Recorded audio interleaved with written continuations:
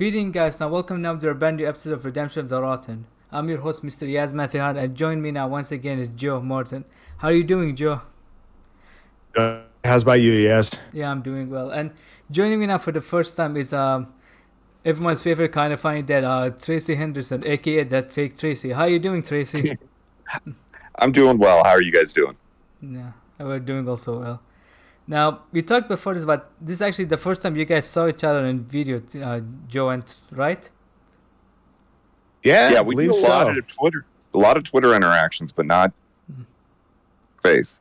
Yeah, because I remember when we were playing online. I remember it was the Division. I think it was you and Gifted Dim, because I remember hearing your voice. So every time I hear your voice, like, oh, that's Tracy. Yeah, we did do that. I forgot about that. We used to rock the Division every once in a while. It was good times. Yeah. So how is everything going on? Because I know, Joe, are you still recording a podcast? Because last night you did with Lee for, what was it, Nightmare Before Christmas? That's right. Yeah. Got that one up last week. That was a good time. Got some other folks on deck. Just got to work out timing and all that happy, fun stuff. But got some stuff in the works. Do you know what his podcast is about, Tracy? No. Joe, do you want to tell him what it's about? Well, every episode I bring on a guest so we can discuss one of their favorite scary films. It's Murders with Mertens. Just a fun conversation about somebody's favorite horror movie. Good times. It is a podcast I'll never be on because I don't do horror. If it's scary, I don't do it. I'm sure there's a thriller or something horror adjacent, even a horror comedy that you actually like. But you had an episode for Nightmare Before Christmas. The Tucker and Dale versus Evil would probably be the closest thing to a scary movie I would do. There you go. That absolutely counts. Yeah. And speaking about scary movies, I just recently, today I actually, watched 2-3 movies. Like, I had to rewatch Highlander 2, watch the first Highlander film, and the third one. Terrifying. Do you know what I saw? There's a good moment of pause. Yes. Doctor Strange 2 I saw for the first time. All right. It's like the closest. As soon as I get off. Yeah. It's the closest thing to a horror film in the MCU. Yeah. I remember stuff happened. I was like, how the hell is this rated PG-13? Because I don't want to spoil it to you, but it's like something happens in the beginning of the film. I was like, wow, this is PG-13. And yep, they done did it. Yeah. So you're telling me to start the movie and then come in a few minutes later. I believe in you, Tracy. I know you can do this. I mean, especially because if you're a Sam Raimi fan, you're actually going to appreciate it more. Because yeah, I think this was an MCU movie made for Evil Dead fans, for sure. Because I remember listening to the film, I was like, wow, there are some scenes felt like in the Evil Dead films. I was like, wow, I can't believe they allowed Sam Raimi to do this. Because I know there are some people who were not happy with the film. They say they preferred was Derrickson was the one because they just were saying, are you going to see his new movie, The Black Phone? Got a ticket for it for tomorrow night after work. This time tomorrow, I'll be about halfway through that movie. Yeah, because I know people who saw the film, they was like, man, I wish that after seeing this film, he should have done Doctor Strange instead of Sam Raimi. But at the end of the day, Kevin Feige, he has the final call. Like, he gets to decide who makes the film or not. Okay. Well, it's not like he has a lot of misses, so you got to trust Kevin Feige for the Marvel Universe. Yeah, even the not so good stuff is pretty good. Yeah. I mean, I still haven't seen Eternals because for some reason my Disney Plus account still is not available on it. It's definitely low tier MCU, but it's still watchable. There's still, some joy to be found here and there throughout. So I think it's worth a watch. From what I heard, people say it's very crammed with so many stuff, like saying that there's not enough room for space. Is this true? I'd say so. It's such a large ensemble cast that they're not given enough of a moment to breathe. I think it would have done better as like a mini series or something. That was the major response. It's like it should have been a TV show. Yeah, it would have been much better. And if they had another couple hours just to let it breathe and space things out. Oh. All right then. So, Joe, you don't mind me asking, but what's the car behind you? That is a Lego Batmobile from the Batman. Then, which Batman? The Batman. Oh, yeah, because I have actually the Batcave Lego set, which I got as a birthday gift. Nice. Yeah. And speaking of birthday, Yeah, that was a fun build. yeah. And speaking of birthday, Tracy, you just had your birthday, right? Recently. Yeah, the 14th. Yeah, happy birthday. I'm man. getting old. Yeah, I Happy hope. birthday. Thank you. It happens to all of us. Yeah. Quade's 18 today. Mm-hmm. Well, I'm pretty sure now one more year and I'll turn 30 now. Still, how about it? So far, no gray hair on Sweet my summer face. child. You're a baby still. Yeah, sweet summer child. That's why I always shave whenever I do a podcast episode to look clean. Mm. And I hope this does not count what we watch as a bad birthday gift, Tracy, watching this film. I love the entire anything Highlander related. Uh-huh. I went to Blockbuster several times to rent 1 and 2. I don't know if you guys did, but when I went and bought a sword because of Highlander. If you saw me, you're like, I gotta get me a sword, just in case I potentially die and become a Highlander. Because that's what I thought in the first one. The second one they changed it up, but I had my sword just in case I became an immortal and had to chop someone's head off. Yeah. Well, let's put it this way: I had plenty of friends in undergrad who are, into fencing, so it all kind of makes sense. Yeah. For me, like actually, this actually, like I said today, I watched both these two films, and it's actually, my first time watching any Highlander film. Oh, wow. Really? Yes.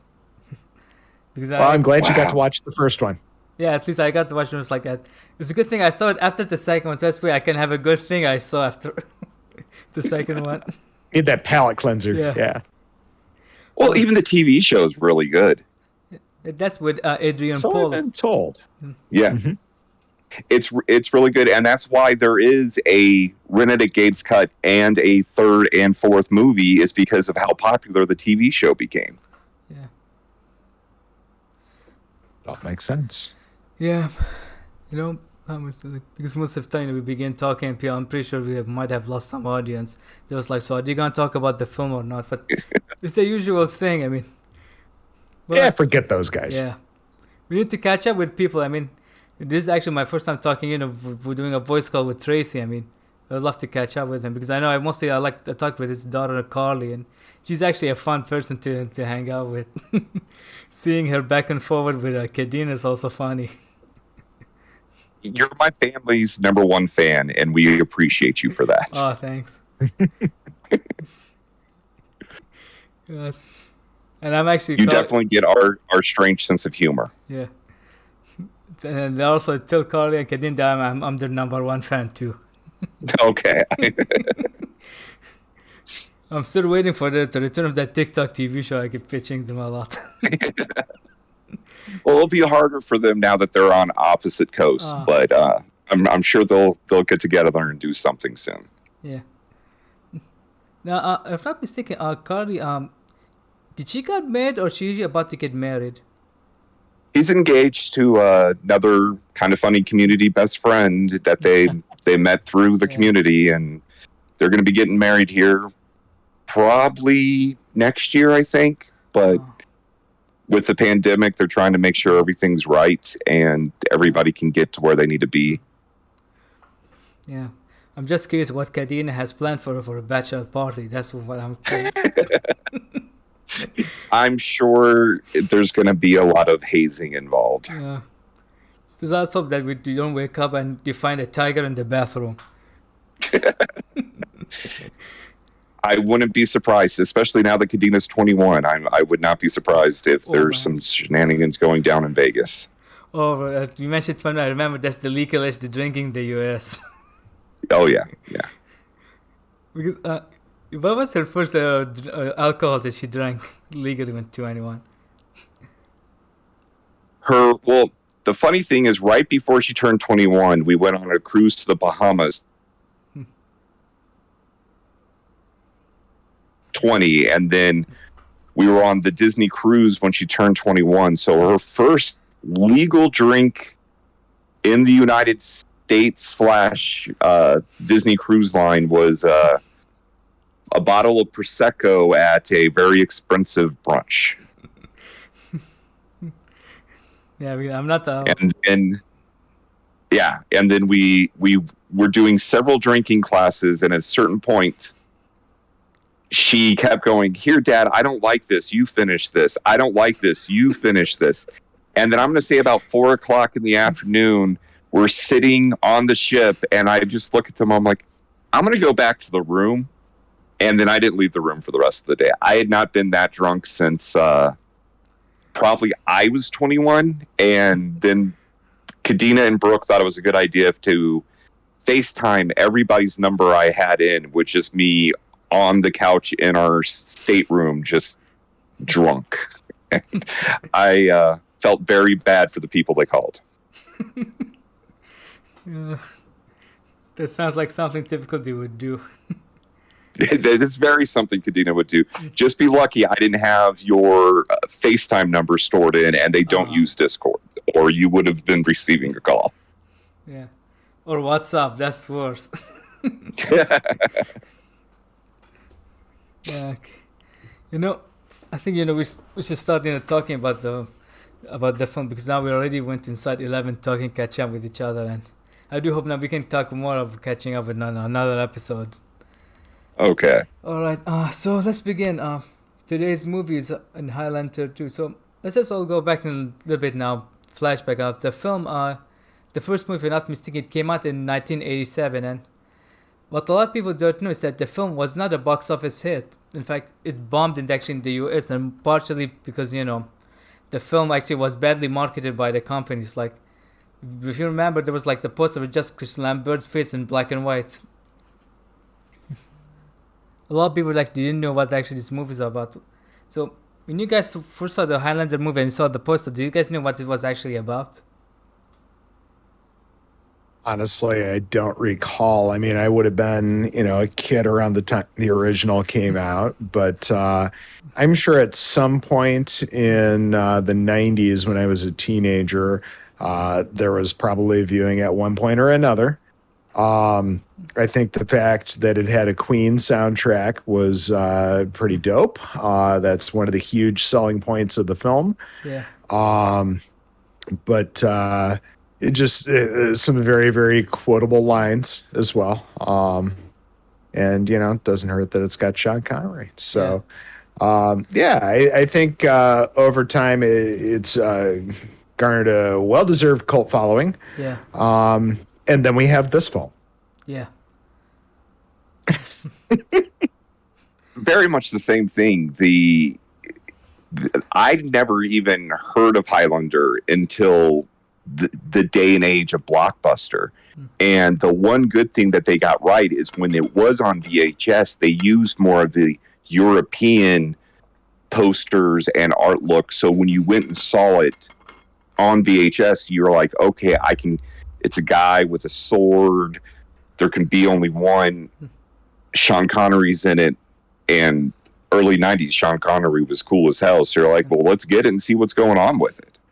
Oh, yeah. Yeah, I seem to remember, I would say probably my first exposure to anything Highlander was just probably trailers and TV ads for Highlander 2, The Quickening, and not knowing what the fuck we were looking at. And then supposedly the film came out, and I heard nothing of it because I never saw it at the time. And then its reputation, it's somewhat not so good reputation. And, I'm glad that you, as you brought up, the option of watching the Renegade cut, because, oh my God, I don't know if I could have taken the theatrical. It's unavailable, actually. Yeah, that's what I've been reading. And thank God for that. Yeah. Thank God. I mean, it's good. I don't think I'd ever seen the Renegade cut. I'd only seen the original back in the day because, like I said, I used to rent it at Blockbuster and then got into the TV show. So before the Renegade cut was even released, granted, I didn't watch 2 as much as I watched 1. Like 1 would be every other month type thing.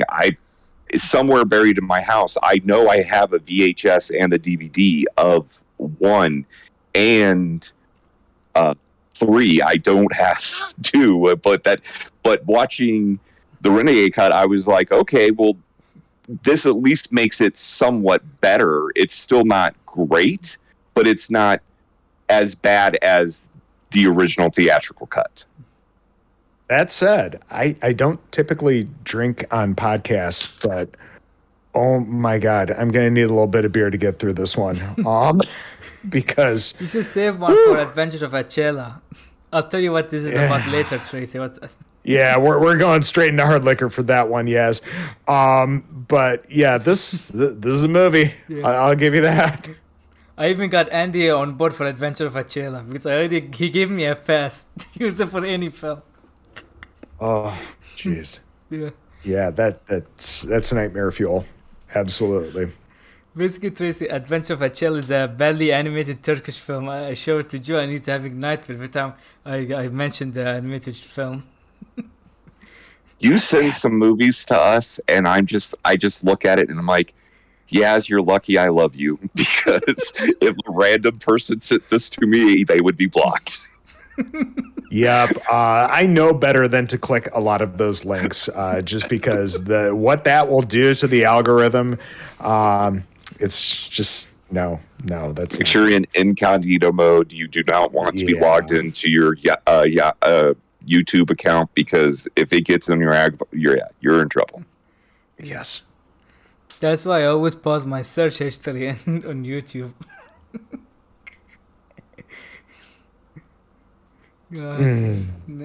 So we were talking about the first Highlander film, and it was not actually a box office success, but it became a cult following. And however, it was actually at least was it profitable enough outside of the US, especially in Europe, because like I said, part of it was the marketing. They had a better marketing over there, and people actually they knew exactly what they were expecting. And because of the success of the film in Europe, people they were always to come to the producers like, hey, why didn't you guys do a sequel? Why aren't you guys doing a sequel? And part of the reason they had the problem of doing a sequel was because they didn't find a major studio to finance the film because of the failure of the first film in the US. So they was like, you know what, we have to invest mostly focus on the international marketing distributors.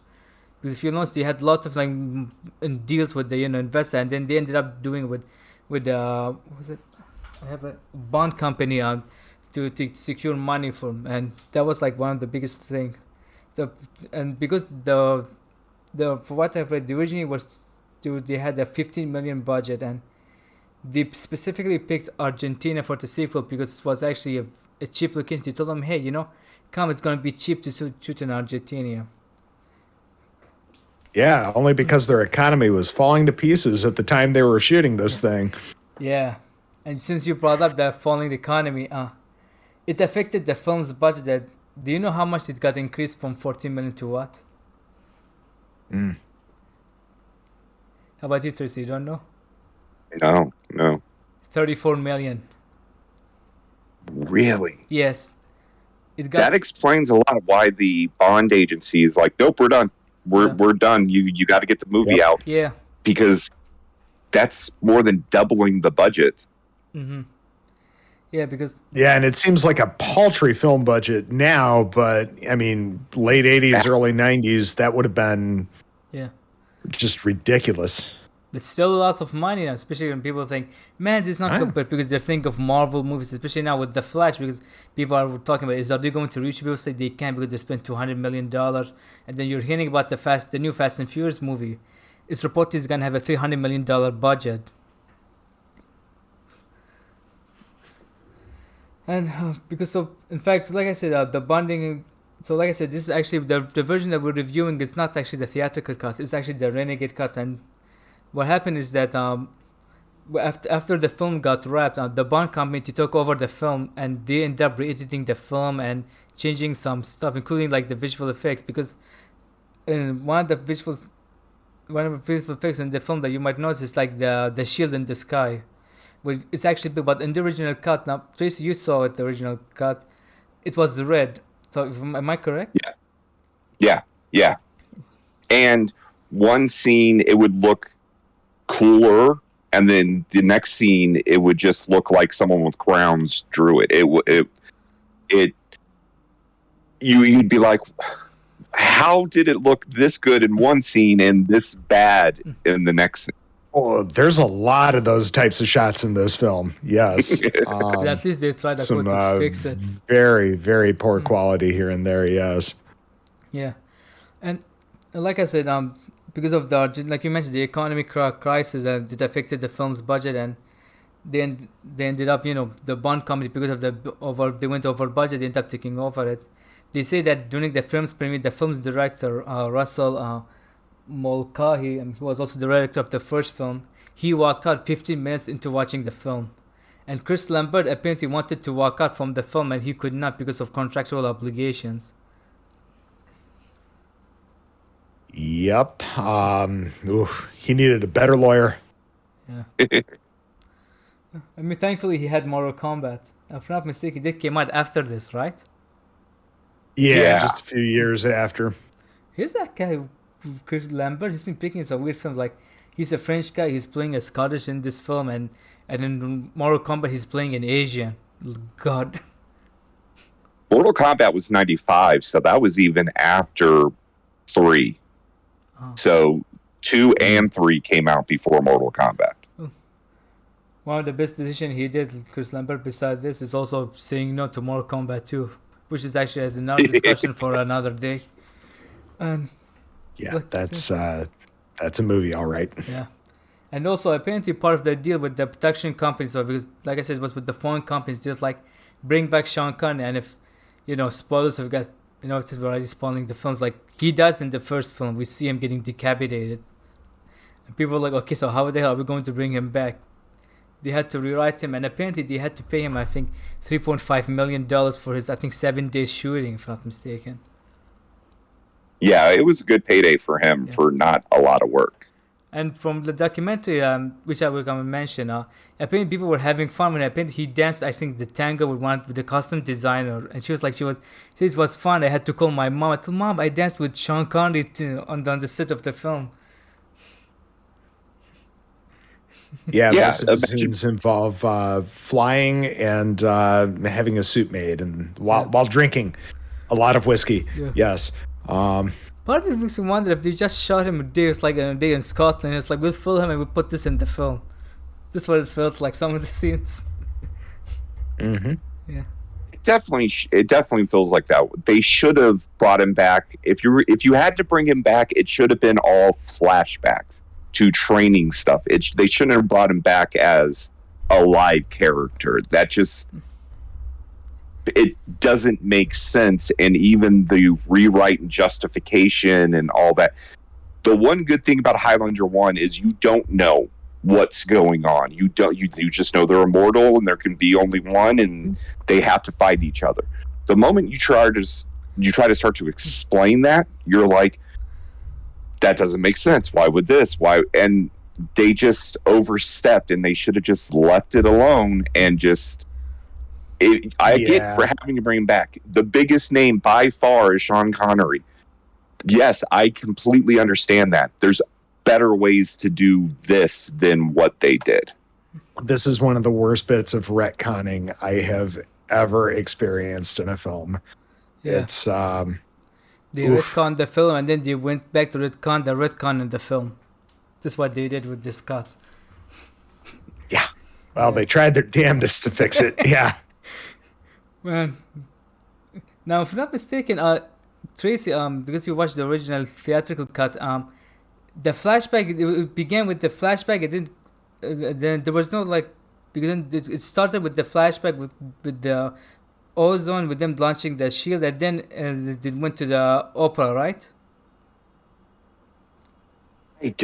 I have not seen it, the theatrical cut, probably since 95, so I would not be able to 100% answer orders. I just know me and my friends sitting around after high school making fun of the sky, making fun of different things, and just going, man, the first one's so cool. How did they mess this up? Now, watching some more stuff, it's like, oh, I know how they messed this up, especially being an adult. It's like, oh, I see what happened. But yeah, I couldn't remember exactly order sequence.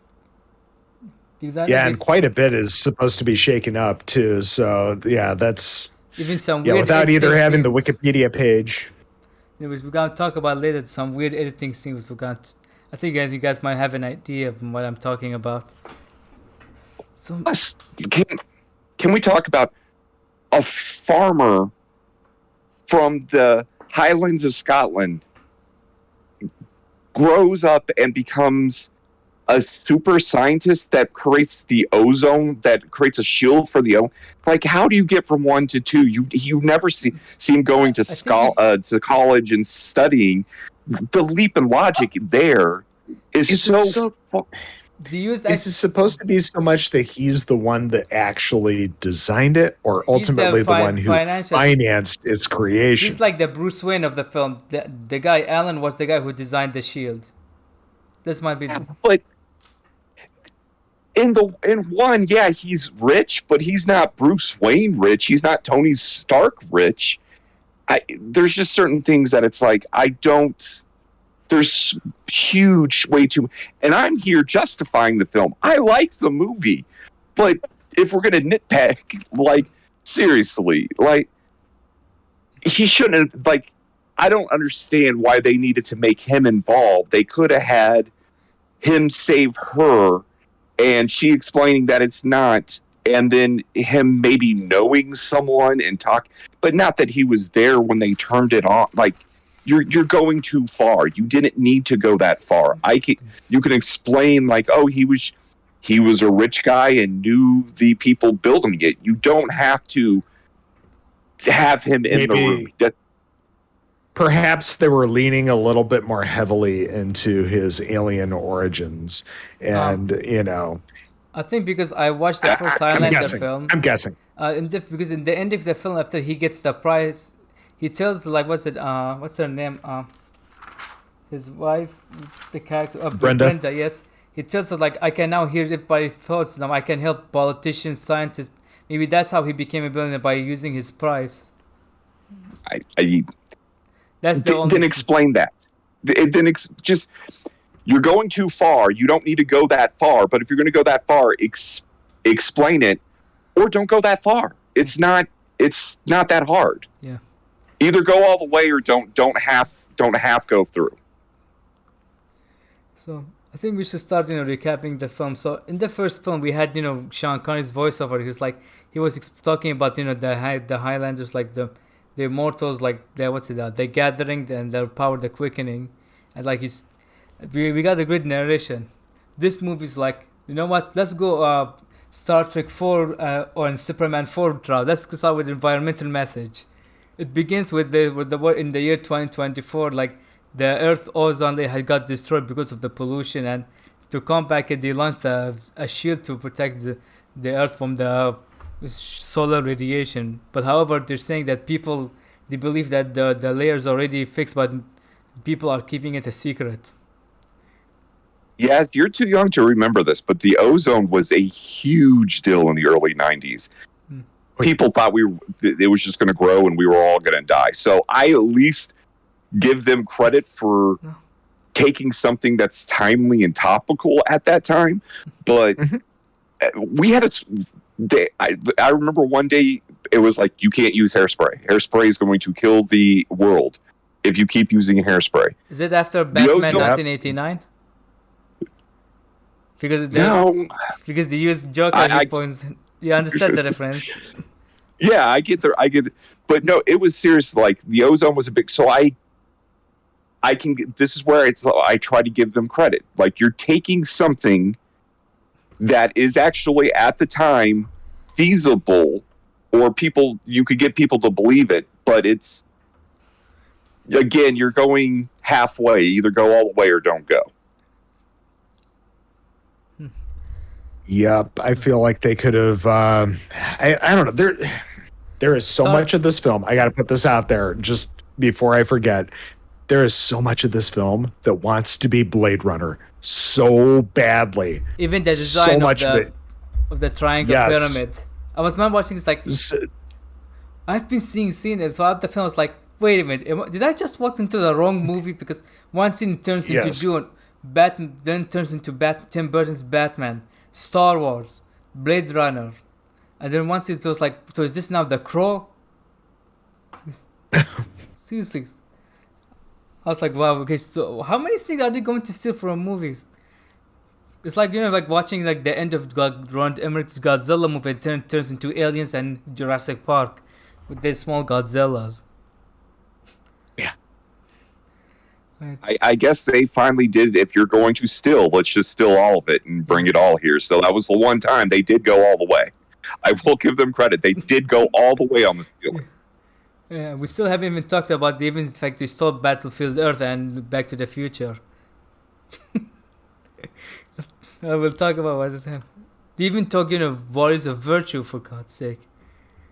They even talk bad movies for this film. And so it opens, like I said, with the tagline that Earth is covered suit to protect the Earth from the solar radiation. It opens like with the opera, and we see like a very older MacLeod watching the opera. Then we find out that he's starting to remember, and for some reason we get transported to the planet Doom. Oh, wait, was it Dune or was it Earth or was it Zeiss, whatever the fuck it's called? Well, it's supposed to be Zeist in the theatrical version, but it's supposed to be a far earlier yet more technologically advanced version of Earth in these flashback scenes. Sure. I just love the fact that when they did the establishing shot of the opera, you have the great big red neon opera sign that's reminiscent of the Silver Cup sign from the end of the original Highlander. Oh, right, the building. The inside shot, the panning of it was cool. You got to give, like, granted, my nitpick of this scene, you can tell she's not actually singing. The opera lady, her voice is just a little off. It doesn't feel right to me. But once they pan away from her and they start doing the zoom dolly of the crowd, the filmmakers knew what they were doing. The camera work is so reminiscent of the original film. Yeah. And I actually Googled the film's DP. It's the guy who did Casino Royale and The Mask of Zorro. Yeah. It just proves he knows what he's doing. Yeah. I mean, that makes sense because that was the same director. That was Martin Campbell, right? Yeah. And he also did the live action Smurf film, apparently, according to Wikipedia. I take back what I earlier said. What a transition. Oh, God. I guess sometimes you just got to take a movie for a paycheck. Like how Henry Mancini, for his last two films, you saw like how, Henry Mancini, the guy who did the Pink Panther score, for his last movie, it was the Bill Cosby. Breakfast at Tiffany's. Yes, that's it. He also won an Oscar for one of his songs. His last film, do you know what was his last film, guys? No. Was it Life Force? No, that was... Because after Life Force, he did... Ghost Dad? Yes. Are you going to say Ghost Dad? Yes. Oh, my...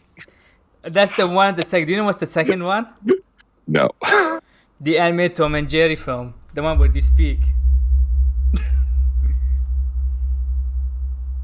Oh, nobody remembers that film. All right. No, I'm... No. Yeah. But if he did go... I know we can't talk about Ghost Dad anymore, but that is not a good movie. Yeah. Well, now especially because some scenes feels like you're watching a horror film, knowing what Cosby is about. Do you know who directed Ghost Dad? He's God help us. African American actor. He recently passed away. No. He's an Oscar winner. That will help with Joe, I think. God. They parodied him in The Lion King.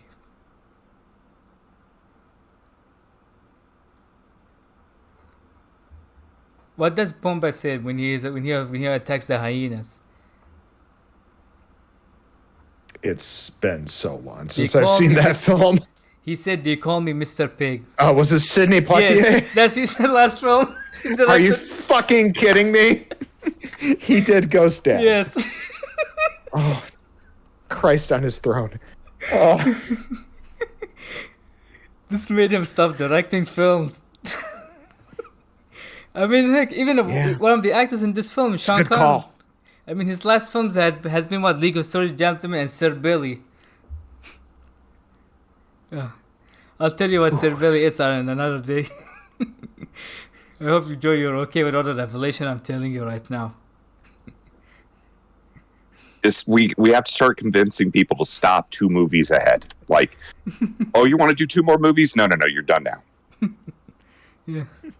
I mean, Cosby got Sidney Poitier because he had a good relation with him because he directed him in summer movies. That's how he got him for Ghost Dad.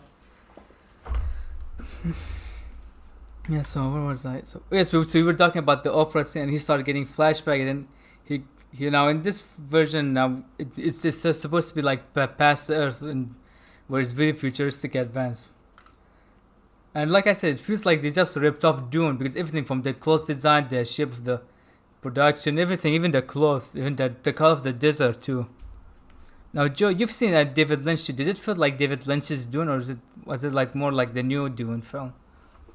No, Villeneuve's and Lynch's are both far superior films. But as far as the overall costume design, I would lean a little bit more towards the Lynch version. Yeah, because that came before this film, if I'm not mistaken, in the 80s. This one. Oh yes, that was the film that Lynch skipped out on Return of the Jedi to direct. I mean, I think it's also for the good thing because I feel like if he would have made more like a David Lynch film. Oh yeah, a David Lynch Star Wars film. I would be there for that, absolutely, and very few other people. And so, in this flashback, we see like Ramirez, played once again by Sean Connery, because it's funny because we're seeing like for the Scotsman they casted a French actor, and for the Egyptian Spanish they casted a Scotsman who wouldn't do an accent for his. Well, I'm pretty sure I've seen. Not even close. Yeah. We were saying, man. Sean Connery showed up on set and said, "I'm doing me." Yeah. That's it. Like even with Hunter You pay for Sean Connery, you're getting Sean Connery. Yeah. Like he did with Hunter October. It's like pay a Russian. It's like I'll only get my Australian accent. At least they talked him out of his ponytail in Hunt for Red October. Oh yes.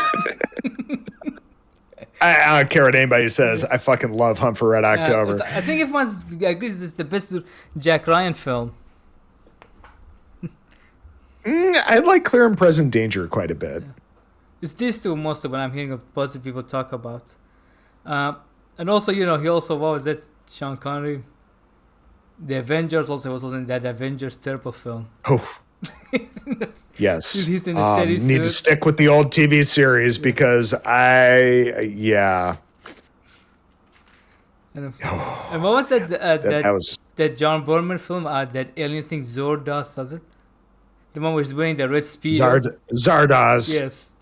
Which my only connection to that is that there is I had a very old, probably like original VHS copy of Aliens that I bought as a previously viewed copy out of the local small town video store growing up because I was obsessed with the Alien franchise when I was a teenager.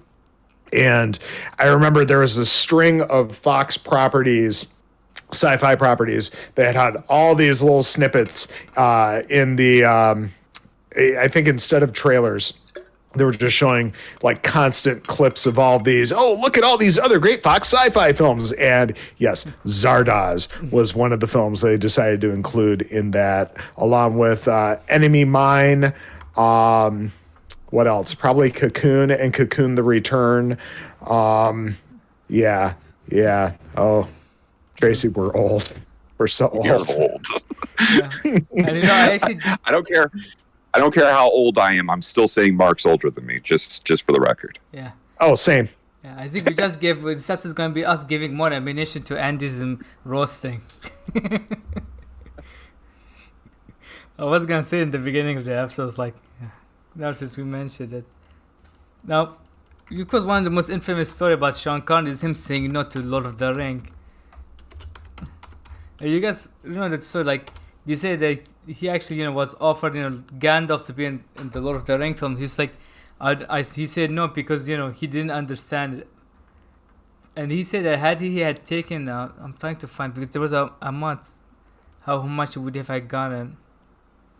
He said, he almost repented because he would have gotten a profit of, the box office. He said, him saying no, they say the partner lost him about $400 million of box office records and stuff for playing Gandalf. Even after the movie came out, he was like, so how do you feel about losing? His response was like, I've read the books, I've read the script, I've seen the film, and I still don't understand it. But League of Historians, that's something I understand. I got that. But I mean, he's already a billion. I mean, he played all this James Bond, the profits he's been getting from all the other films. I mean, he has the right to say no. I mean, he's a legend. If he wants to say no, he has the right to say no. $400 million is $400 million. Yeah. It's like, for him, maybe it's like a spare of change. So where was I, man? I can't believe we started talking about it. Ghost Dad and what's it, League of Stories, gentlemen. Maybe that can That's be a good podcast. Yeah. I mean, yeah. I mean, heck, we spent 20 minutes in my Batman Robin movie. I always mention this. 20 minutes in my Batman Robin film, me and Andy and the rest talking about bat nibbles and butt cracks. I mean, that's basically the majority of that film, so. What the hell was Schumacher's thinking? Okay, so you find out that he remembers about his past in the whatever, man, feeling about from watching the documentaries. Now I keep wanting to say Zeist. So you find out that he, from his flashback, that what's it? Ramirez, he picks my club to be like the guy who's gonna lead the rebellions against General Katana, played by Michael Arnstad, acting like what's his name? Gandis McFadden, Warriors of Virtue. And then, so they ended up losing, the rebellions losing, and they get up captured. And this is, I think, is one of the biggest retcons in the film that a lot of people do not like, where they establish that, oh yeah, we're gonna send you. Now, correct me, guys. So, are they immortals in the past, or does the time travel makes them immortal?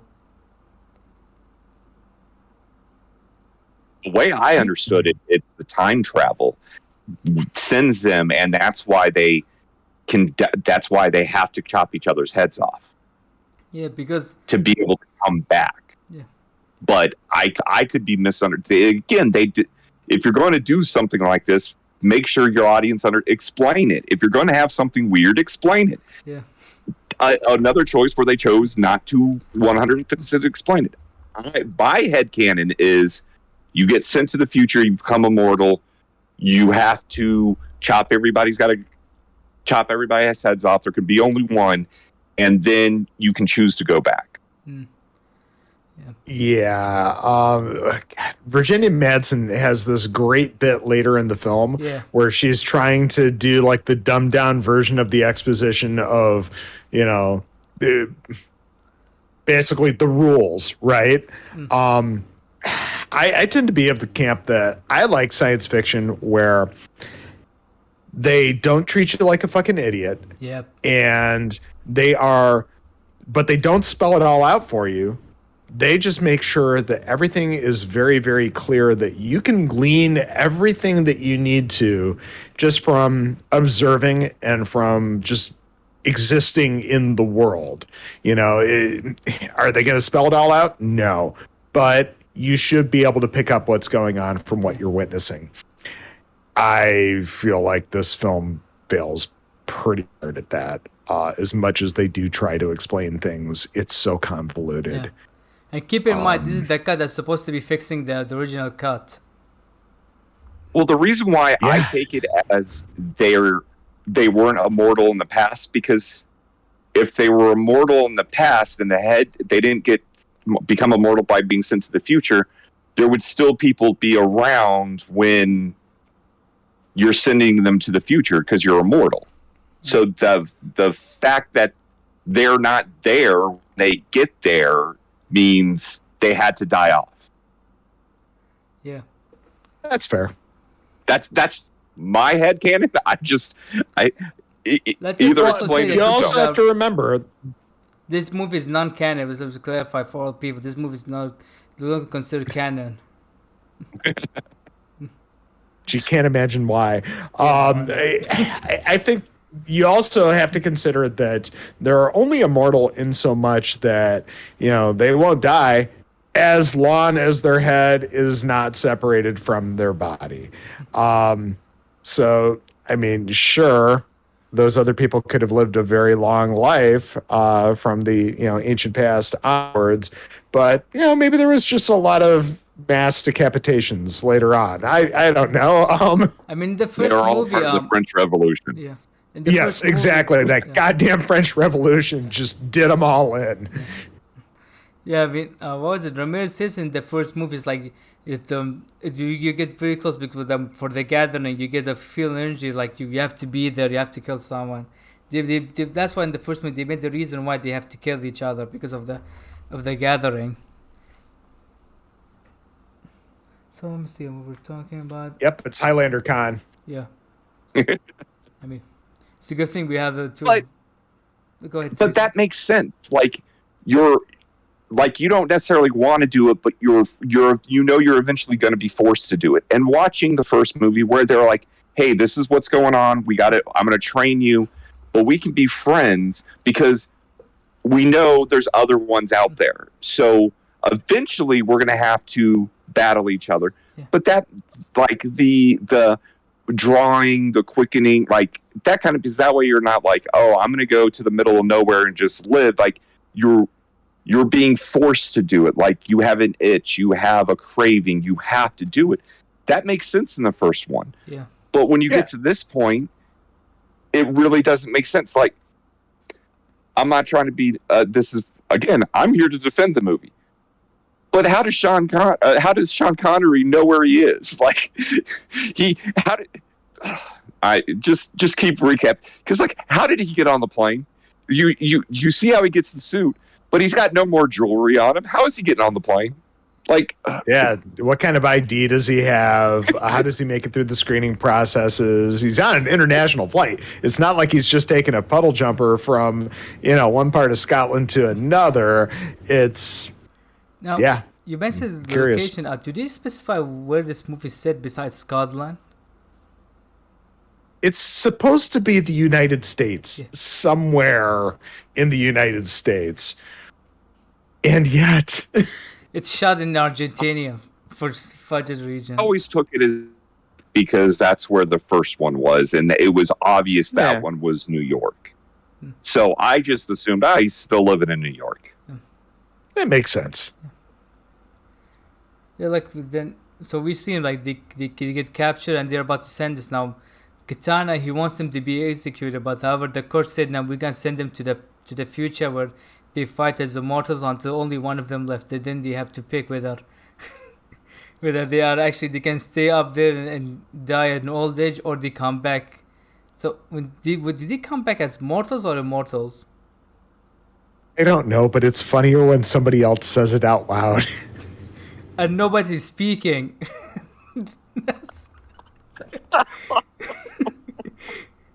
They pulled the spawn. Again, my headcanon is they come back. If he chose to come back, he comes back as immortal because not immortal as a mortal. Yes, thank you.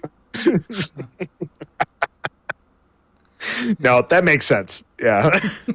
Because again, if he was immortal and he came back, it would just be a loop where he would eventually see himself.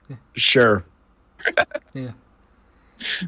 I'm here to defend this movie. So I'm here to have a good time and probably be a little bit of an asshole where this film is concerned. You're having a good time because you already have a drink to drink to Well, that's the one it's thing very I've learned. necessary for this film. An hour into this podcast, I've learned the next time I'm on one of these, I'm setting it up on a day that I don't work the next day, so I can have a drink also. It may be a good idea. Yeah. God.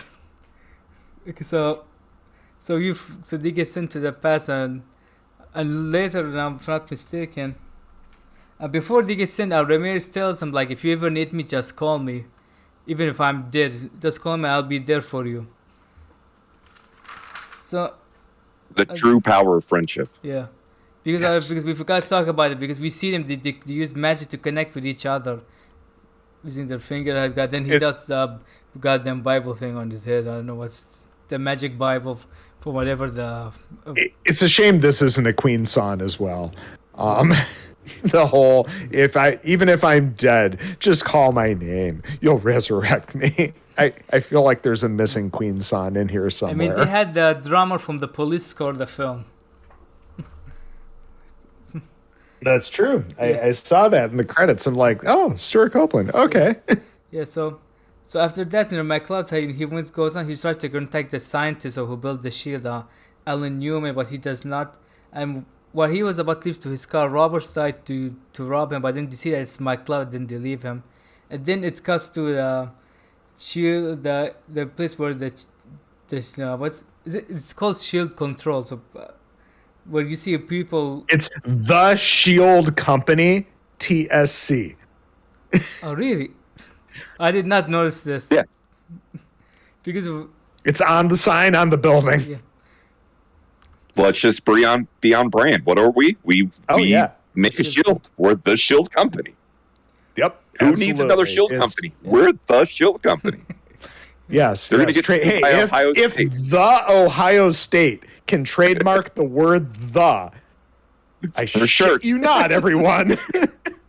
Then I'm sure the Shield Company. Oh. Yeah. So, it's something.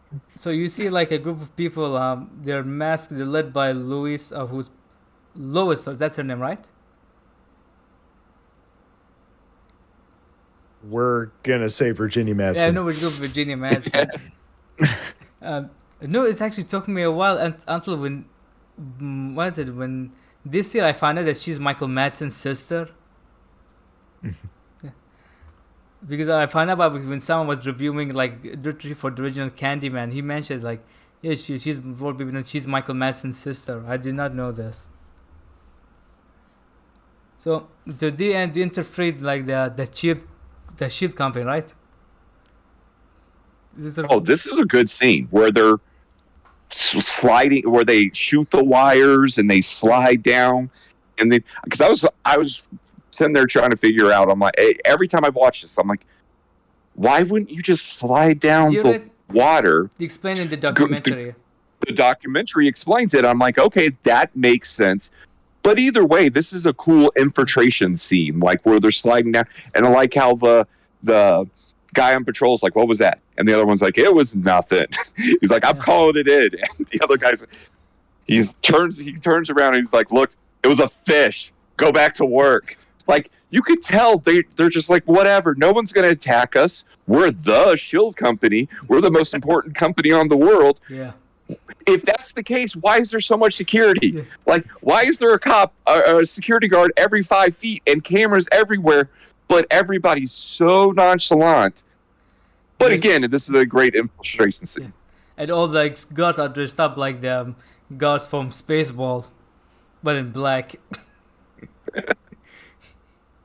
They definitely have a unique look to their attire. Yeah. Yeah. So the interface. So to see the reading about the ozone, and they find out that it's giving them like a thing. It's everything is normal. There's no radiation stuff. It's like, how can this be? But then they get detected, and everyone gets killed with the exception of Virginia Madsen when she escapes. So after that, you see like what was it?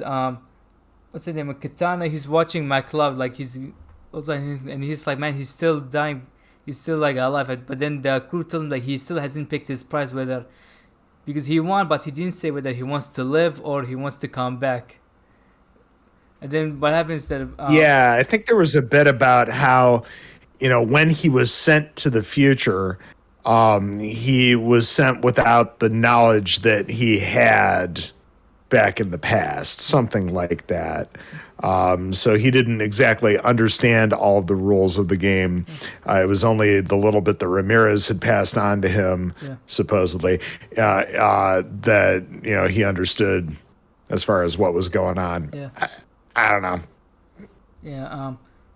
And then Katana was like, man, I have to stop him, and he sends like two of his minions. His name is I was got two minions that look like the creatures from Battlefield Earth, but without them looking like John Travolta, to kill. Yeah, they definitely had like the porcupine quill thing going on, and it was like something out of the Super Mario Brothers movie. I got very Return to Oz, the flying monkeys vibes. Yeah, or maybe the wheelies. Okay, yep. Yep. Just right there with screaming, laughing. Yeah, like we are something out of a film that you would have really enjoyed in, late grade school, junior high, somewhere around there type of vibe. Were they trying to sell action figures for this film?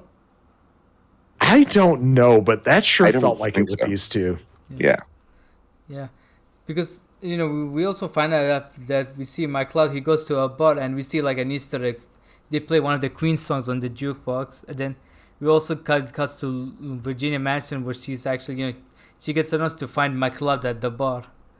McLeod, when he's here watching the bar, and he sees the TV show to talk about the attack, from the terrorist group led by Virginia Madsen on the Shield Company. It's a Shield Corporation area, whatever it's called. And he also comments like, man, that's a beautiful woman. Well, because there has to be a great there was a love interest in the first movie. You have to put a love interest into the second movie, or you're not going to get any girls to watch. That's the 90s thinking. Yeah. This is me being sarcastic. The love interest, they did it well, especially with his first wife, Heather. That was a very emotional scene when she dies. Mm-hmm. Yeah, everything that they do really good in the first one, they ham-fist into this one, and it does not work. Yeah, I mean, the relationship between him and Virginia Madsen is very rushed. Because, what was I? Okay, so McLeod, he said he gets, a woman confronts him, says, it's your fault, like, you helped finance the Shield Company, now we can't see the sky, everything, you destroyed it. But he tells her it was necessary to save the Earth. I don't know why it's pronounced Earth. And then she attacks him with a beer bottle, and then he notes that his injury is like is healing by itself, and he's getting suspicious, like, oh no, there's more immortals like on Earth now, and they're coming for him. Can we talk about the new scene where they were talking, and the guys like they try to take down the shield, and it's very bad up there. Like, it's so bad up there. You don't want to be anywhere. And it's like, especially in today's age, with as many conspiracy theories that go around, the moment my newscaster is like, no, it is bad up there, no one's going to. It was so unbelievable. It's like you could just sit there and say, hey, they put the shield up because the ozone was going to deplete, and we were all going to get radiation poisoning, and if the shield's doing its job, you don't have to go because it's really, really bad up there.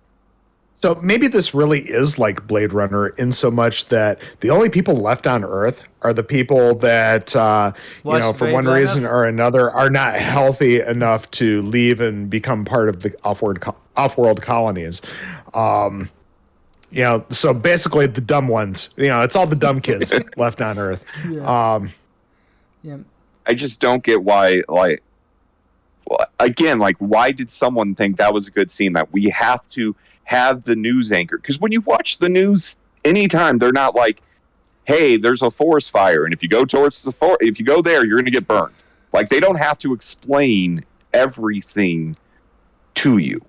They just overdid it again. Yeah. Mhm. Especially later when they start stealing RoboCop with their advertisements.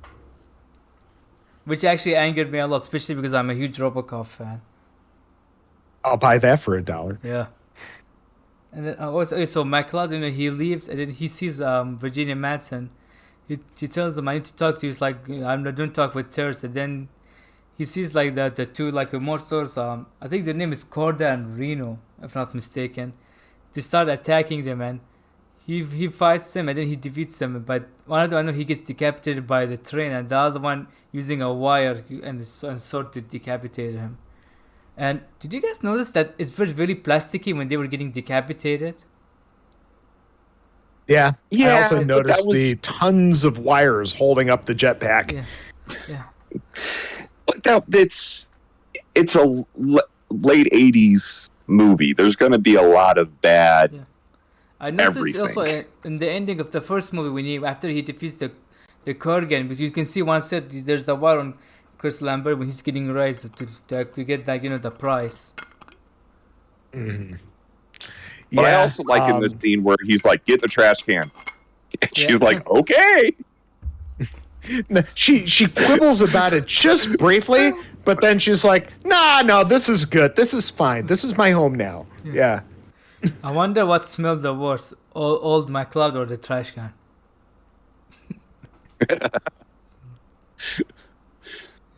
So he defeats them and then he becomes like him back. And Immortal, he also becomes young, and then he screams for Ramirez, and Ramirez he comes back. And do you want to talk about it, 366? You want to talk about that scene?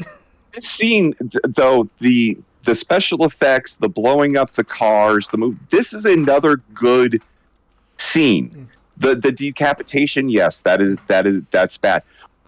But if I just put this down in front of someone and said, watch this explosion effect, most people, and I'm like, this is from the late 80s, people are going to be like, okay, they nailed it. I want to see this movie. People will want to see what comes after this. No, you don't. I feel like, but I feel like Ebert's comment about this bit was something along the lines of, and it looks like somebody's standing in a puddle and sticking their finger in a light socket. Keep in mind, Ebert gave a positive review for Spawn. Oh, God. Hey, it had a decent soundtrack. Come on. Yeah, that's the only thing about Universe agrees on.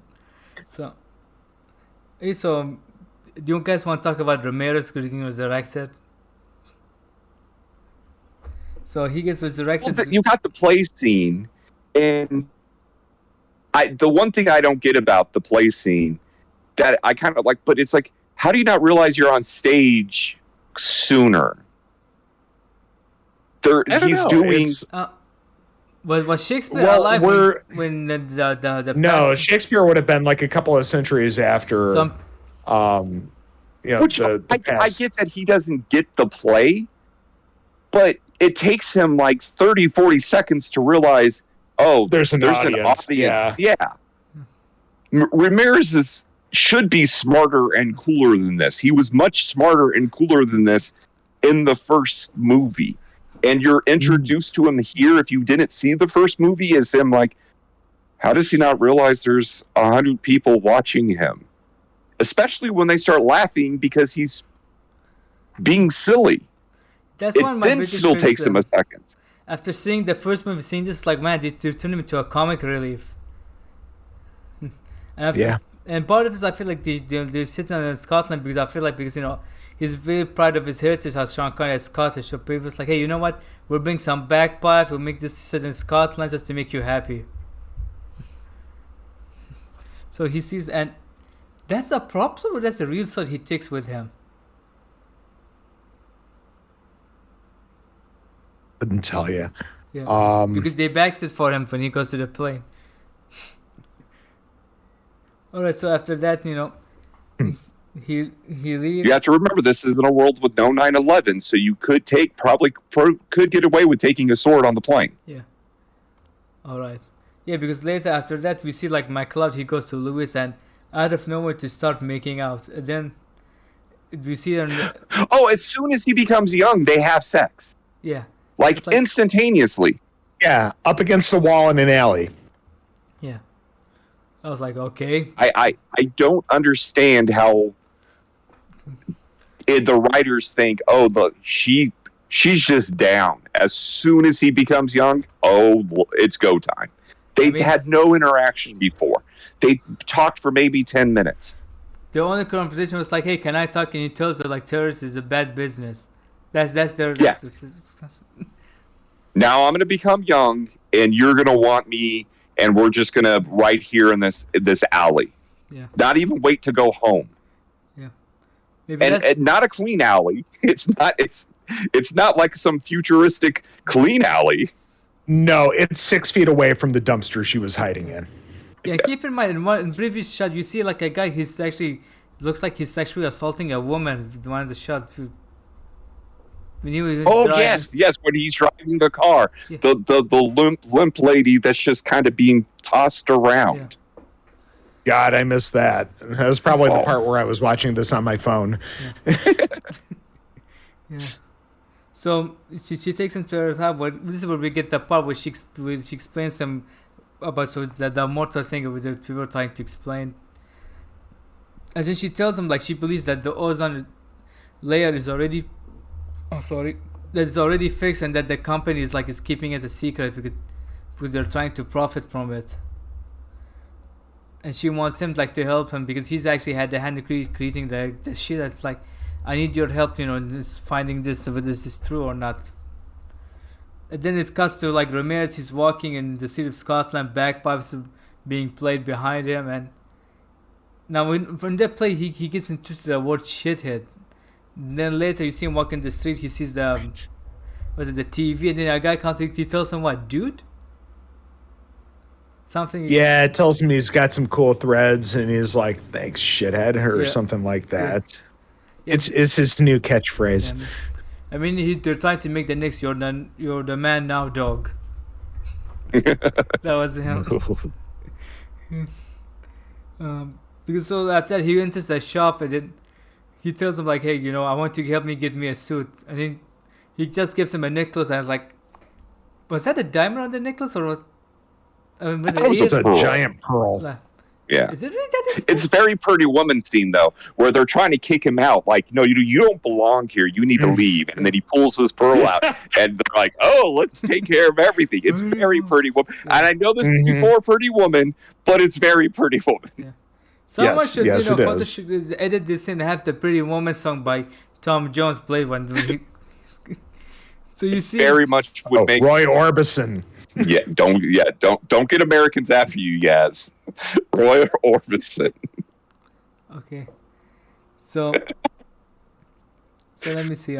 He gets sued and stuff, and then they tell him, "Hey, do you want us?" These are the guys who hook him up with the plane tickets. And I do like it's when he's flying the plane, Sean Connery, as he gives the reaction, it's like, well, I think when everyone saw the film, it's like, what the hell is this shit? His face. That's practically explained everyone who saw the film. The worst safety video of all time. Oh yeah. That's straight from RoboCop. That's what I meant. You would never put that on a plane. Like, oh, here's a plane crashing and exploding. It's almost like it's trying to be a parody of itself in this instance. I forget what airline had the really funny pre-flight videos. Was it like Virgin America or one of those? Oh yeah, the one where Greg Miller did a dance to the thing. Yeah, Virgin America, because they merged with Alaska. That had to be it. Yeah. But yeah, I feel like that's where this film is where they get a lot of their inspiration for those. But you're right. It's very, very RoboCop in some of the best Paul Verhoeven ways. At least he gets to sit to a hot, sexy woman beside him. He starts flirting with her. Now, they have a very nice flight together. They hooked up. If they hooked up after 5 minutes, I would believe this. Not the scene before where McLeod hooks up. Sean Connery pulls this off. I mean, that's Sean Connery. He's James Bond. He's supposed to be smooth. Yeah. I suppose. Hell, if he was Yeah. flirting with me about having brown hair, I would. I feel like let's go to the lavatory real quick. Mm-hmm. Yeah.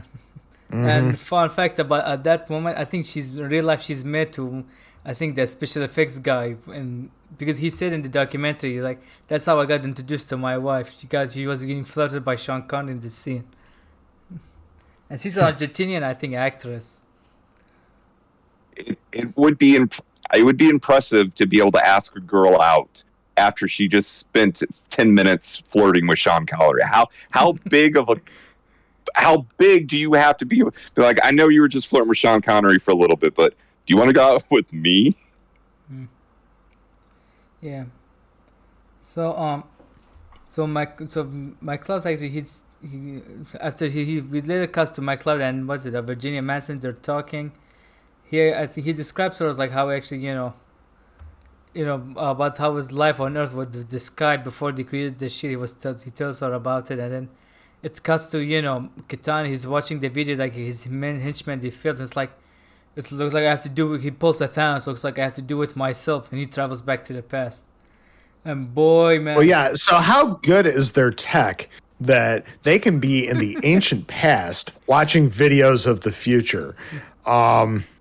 Sure. It's almost like real time too. And apparently, like, oh man. And apparently, for what I've read, there was actually I think an unused scene where it turns he's watching him on McLeod fighting the Kurgan, and it turns out that originally in the script, the Kurgan was actually a henchman from sent by Kitana to kill was it McLeod. That was like the original thing to do, and then I think Clancy Brown said no, I don't want to appear in this film. That they removed it from the film. That actually would have helped. Clancy. Yeah. That scene though would have it would have tied 1 and 2 together more than what it is now. Yeah. Yeah. Yeah. So, and boy, man, when I mentioned that he's acting like Gandalf man, I don't know his actor's name. He was in Braveheart. Robert the Bruce wasn't Gates Mac. Whatever, the guy who played Robert the Bruce, like he was in a movie called Warriors of Virtue where he was overacting his ass in that film. Huh. Michael Ironside as what's his name, Kitana in this film. He's practically trying to become him, but he's at least subtle. And boy, does he overact his ass in this film. Right after he gets the mortal power. He's trying to live up to the Clancy Brown character, I think. He's trying. Clancy Brown, for what I'm saying, he was not overacting. He felt like he's scary and menace in the first film. I mean, yeah, and that's what I think Michael Ironside is trying to evoke. And I've read actually what happened with his overacting.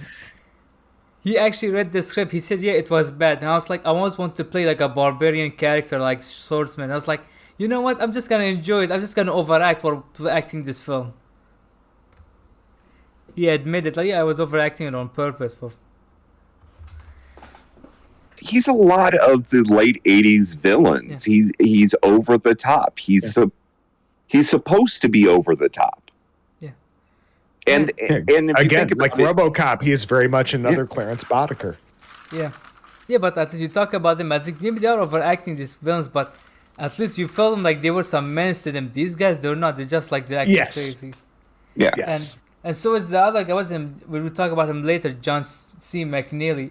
How I swear to God, he's trying to act like Jim Carrey throughout the film. Okay, so yeah, I read this bit about how he was trying to do this Orson Welles voice reminiscent of Orson Welles. Yeah, and wow, did that not pay off the way that he was attempting it.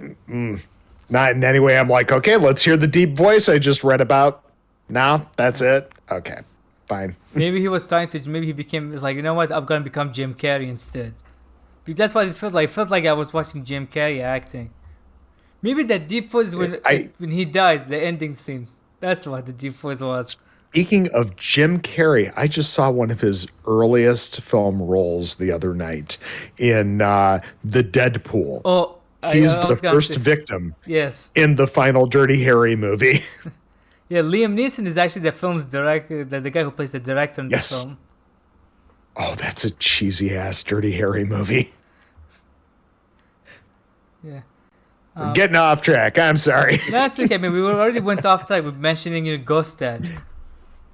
A little bit. Yeah. So, what was I was talking about? Okay, so Katana, he crashes in, and man, he transferred, like a rocket, he crashes down the earth, and then he turns a subway train. He attacks a guy, he steals his jacket, and he sees a kid. It's like, hey, do you want to drive a train? Because I also wanted.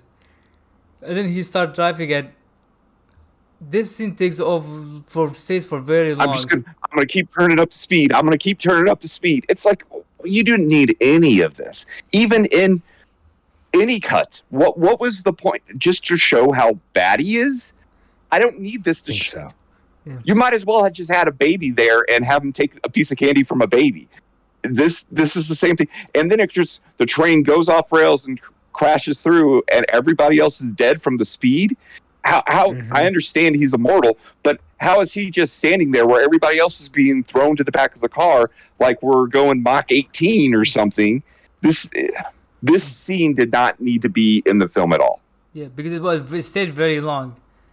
You could have at least way too long. You could have had just, hey kid, you go drive the train, and you have left, and you see like the aftermath. You see like a train crash, something like this.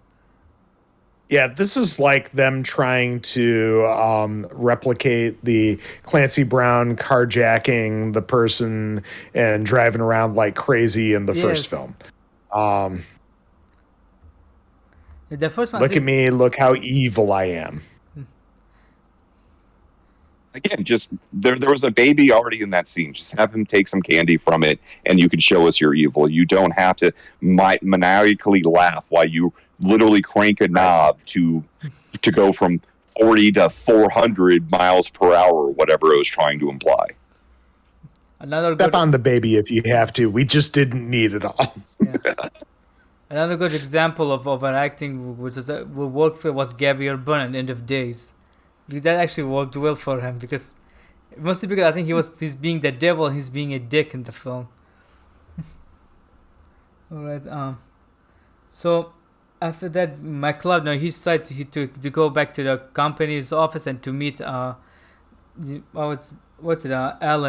Newman, the scientist who designed the shield. And it's funny enough that nobody actually recognizes why McLeod looks younger. He's supposed to be like he's very recognizable guy. I think there's like a comment about maybe he had a little work done, or something like you that. Look amazing.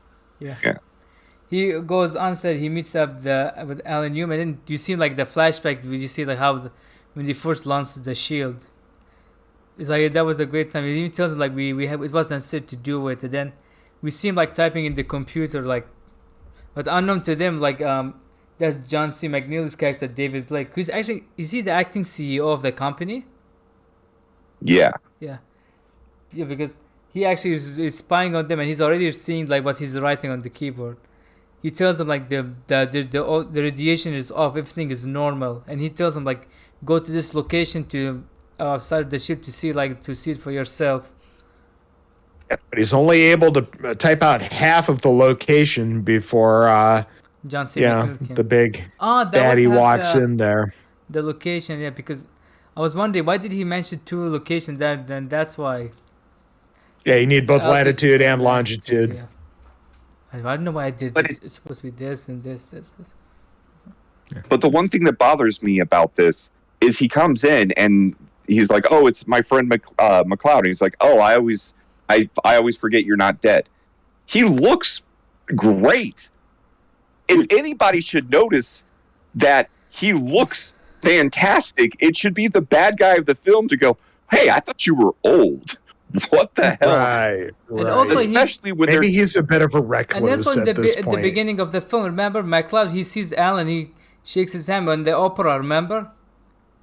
Oh, yeah, they wave at each other from across did he not the audience. Him being old? Okay, so... It's dark. They're all in shadows. Yeah. Okay. But they had the verbal sparring of "I know you know I know now" type thing. Yeah.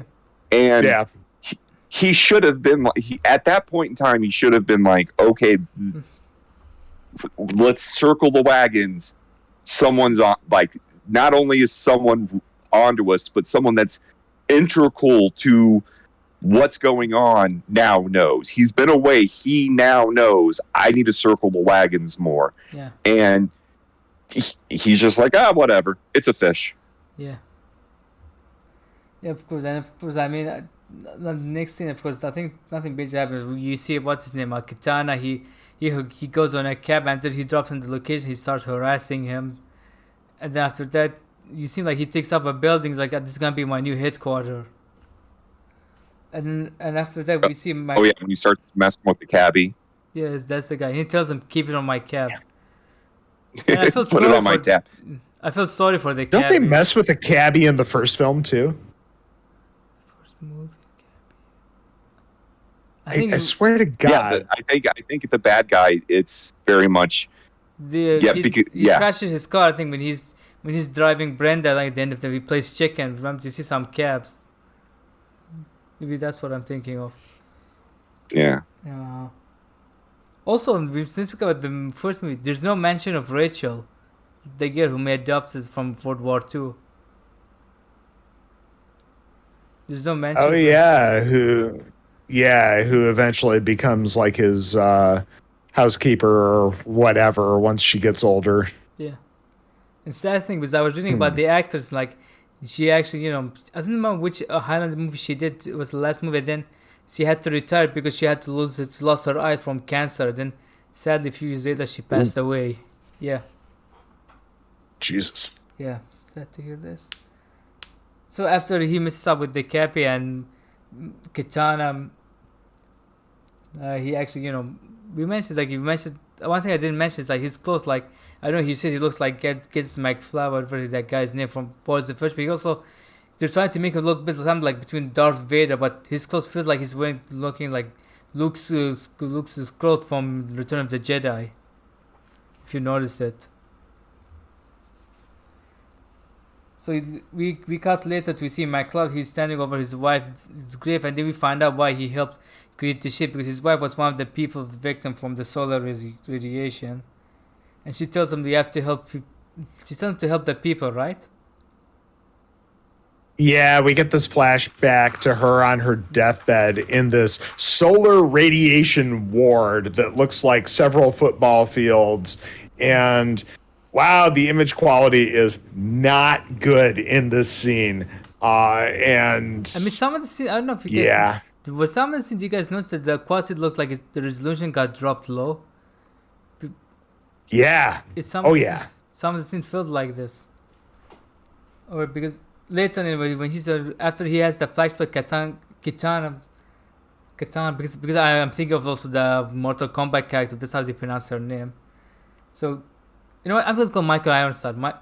Michael Ironside, he comes in to meet McCloud, and he tells him like he's here to finish the job, and then we want to fight each other. Then McCloud even tells him, like, it's your fault everything began because I already accepted my fate. I was gonna die on an old man, but you had to send these two people and ruin everything because you didn't like the idea of seeing me alive.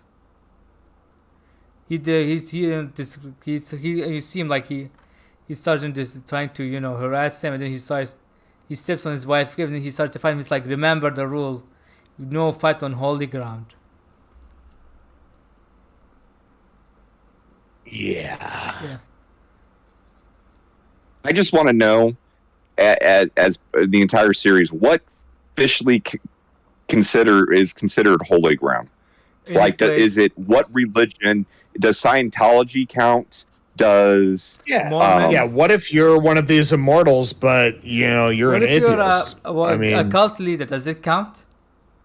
Yeah, did could they have gone to the compound that Jim Jones was running? In Guyana. Yeah, that would count as holy. That's my one problem. If you're gonna have a rule, you need to explain what the rule actually entails. It's like holding up religious iconography to a vampire. Well, what if that vampire didn't subscribe to that particular faith before they were a vampire? Is that going to do anything to them? Yeah. I don't know. But the holy ground thing, I also find interesting because they seem to come from a time before many of these religions would have even existed or have been even a glimmer in someone's eye. Ramirez was And because in the first movie they say he was like 2,000 years old. Like his sword, like he even said he's been living for over 2,000 years. I think 2,226 years old. I understand. I get the point. I get the point that they need to have a neutral meeting ground. Sure. But it's one of those things that it's like, well, what if you just pick holy ground because no one's going to question it. But you could have picked something else, like a playground, or a school. There could have been another. Meetings of certain magnetic fields or some other more scientific bullshit, which or they can go to Sweden. I could have bought a lot more for, as opposed to religious reasons. They always say it's the neutral place. Sweden or Switzerland? Switzerland. Yeah, we need to go to Switzerland. Yeah. Yeah, okay. So after that, then we cut to Lois now. She ain't because the first movie, he has a trophy room for his history and collectible stuff, and then she goes inside. She sees like a football and a book diary of a ship called the Rosemary. Is this a real ship? I don't know. I don't know. Google, but then she sees, I think, if I'm not mistaken, a painting of. That was his first wife, right?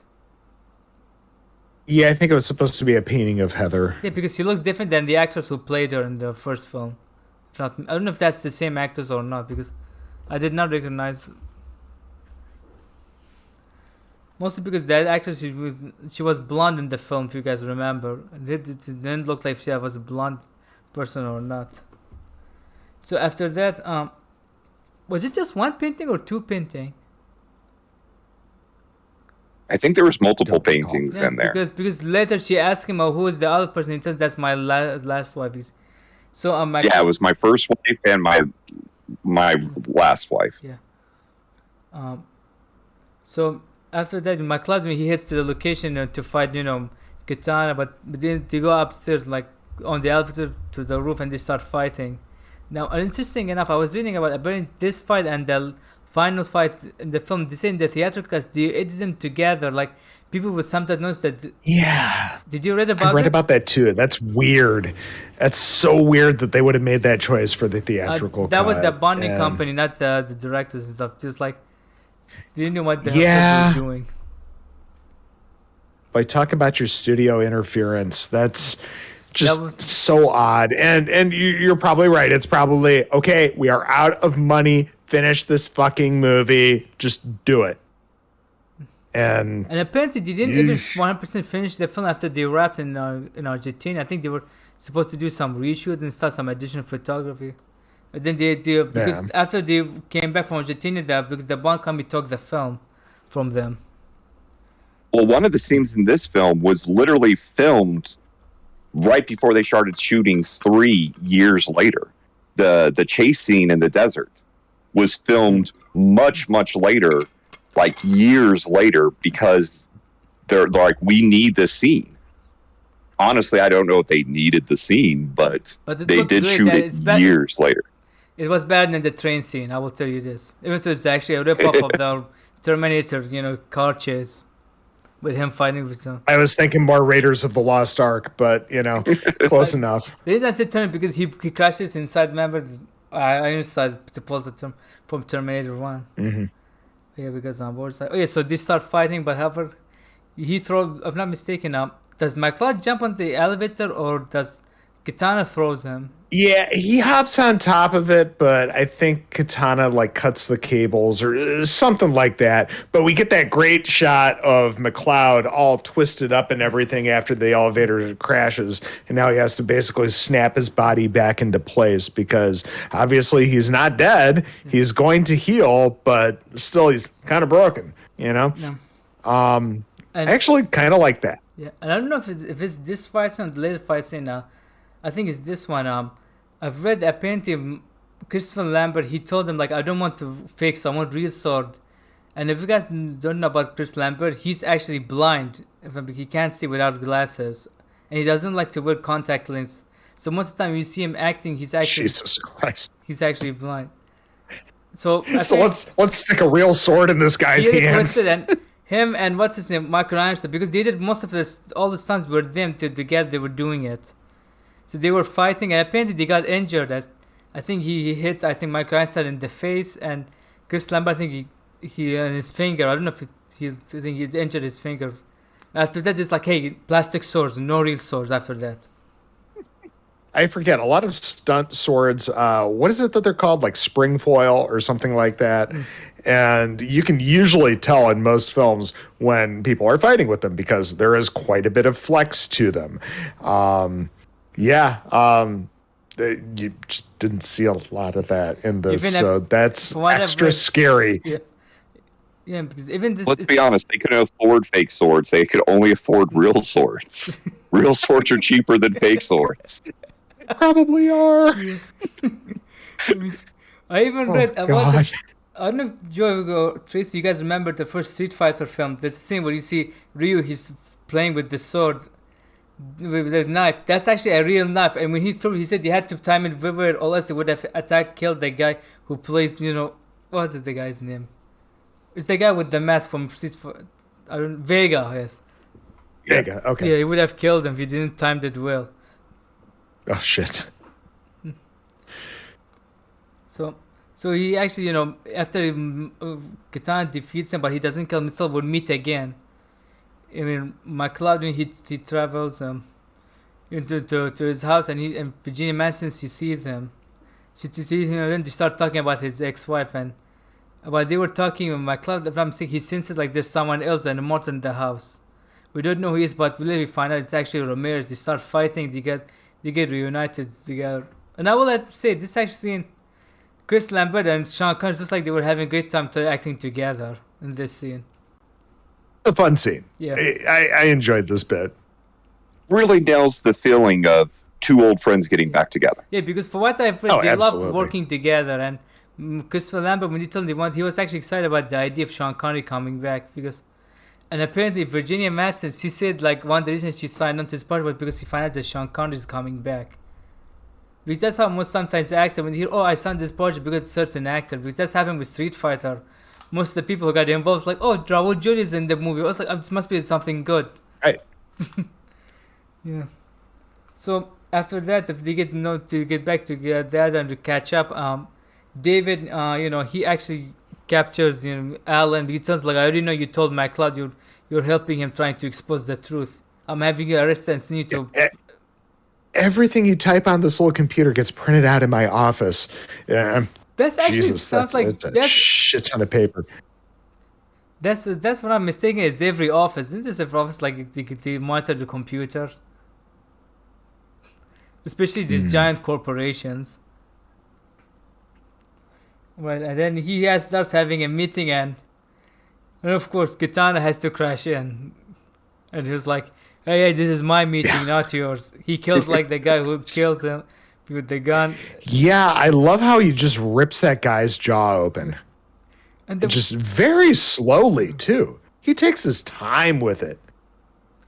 Yeah, he has to show you how evil he is. Yeah, you have to see he's enjoying it. Yeah, and at least it was Clancy Brown. He would have stabbed you and hold you up with the roof like he did with that gun fanatic. Because I think that's supposed to be reminiscent of that scene when he gets shot with Katana. Maybe. Yeah, because maybe. Yeah. No, there's a lot of scenes of a lot of. Yeah, there's a lot of scenes in this film of very bullet riddled bodies getting up and walking around quite a bit. Yeah. It's one thing I appreciated the old movie. They used squib instead of CG blood. And God bless Paul Verhoeven and that scene from RoboCop with the malfunction scene. That's still actually one of my best uses of squibs in a film. I don't see what was I talking about. Oh yeah. So this scene that was it. David sends Alan to Supermax. That's it, right? And then, but the Virginia Madsen, he notifies the McLeod and Ramirez, like, they send, like, Alan to Supermax, and, like, he said that we have to go home to find the exact location where we have to go to find about the evidence about that there's the ozone layer is safe. So they decide, to McLeod and Ramirez decide to drive in. They crash into the prison before right there where Ramirez says, "Hit it, dude." Should this be like a catchphrase, or will you just stick with "You're the man now, dog"? Hit it, shithead. He said "shit it" or "hit it, dude"? He said, no, dude. he says "hit it, dude." Yeah. But earlier his catchphrase was "shithead." Yeah. But it would have been a better callback. Yeah. I don't know. Yeah. Or he would say, "Hit it, dog." As a callback for "You're the man now, dog." Yeah, callback from the future, which is perfect for this film if they had managed to pull that off. Yeah. Also, do you mention that this film is supposed to be set in 2024 and we're now in 2022? Yeah. I wonder if that's what the future is gonna happen to us now. Well, it would have had to start in '99, and fortunately, we're fine now. Okay. Fine-ish. Let's be fair. Yeah. I mean, we're still getting. I'm just saying the ozone is better. The ozone's better. That's better. Yeah.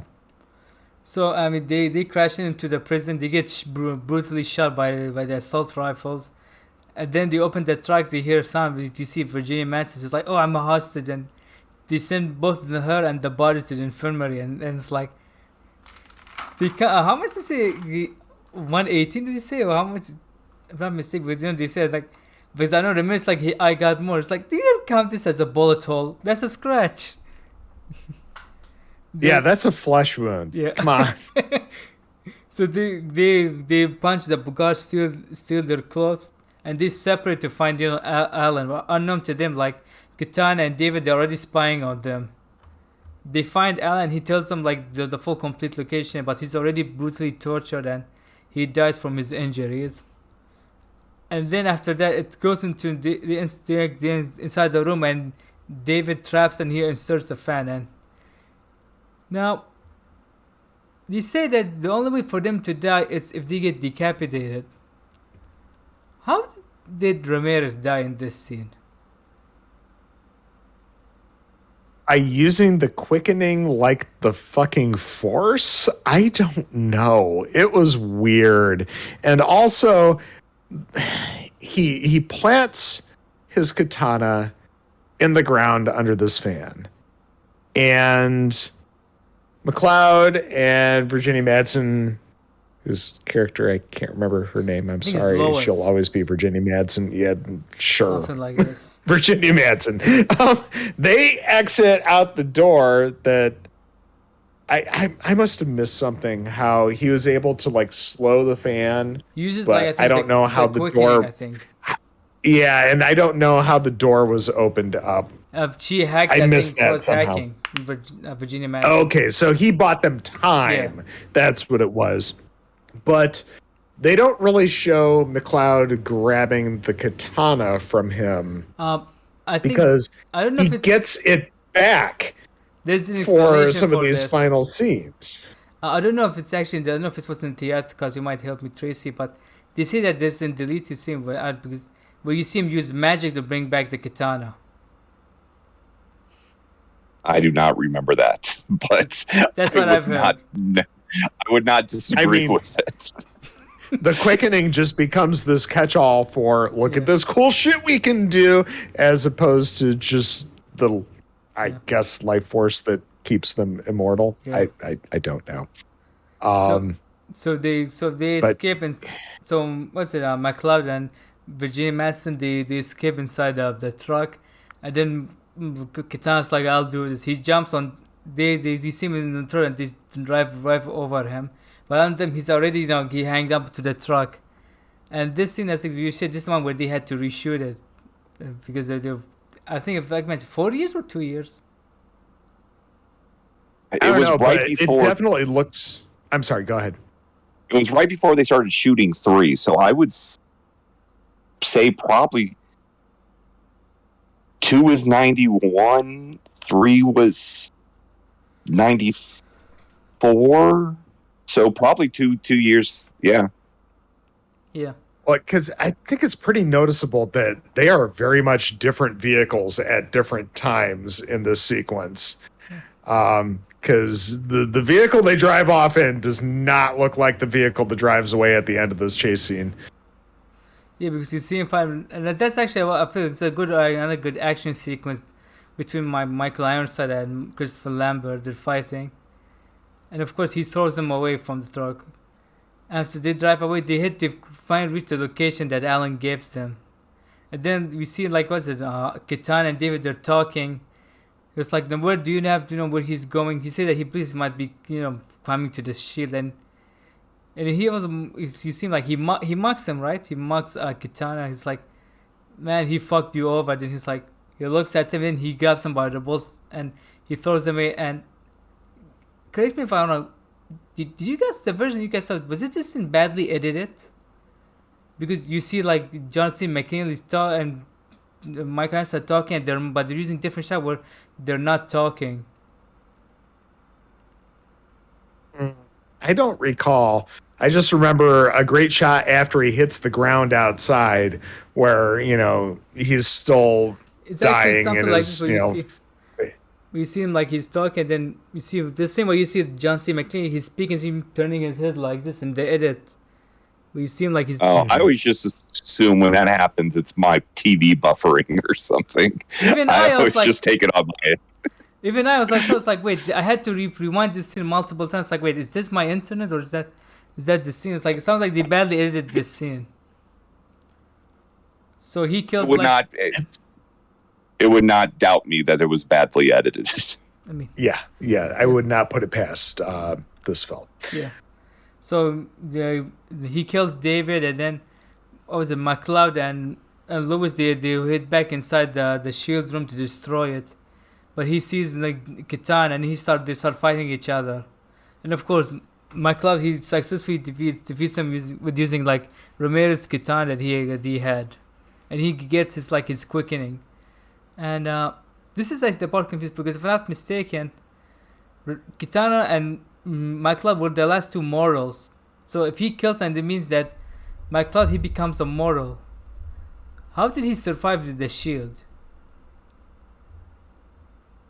Does it mean that he still had the quickening? I mean, it's the answer that they give over and over throughout this film. Because the quickening. Yeah.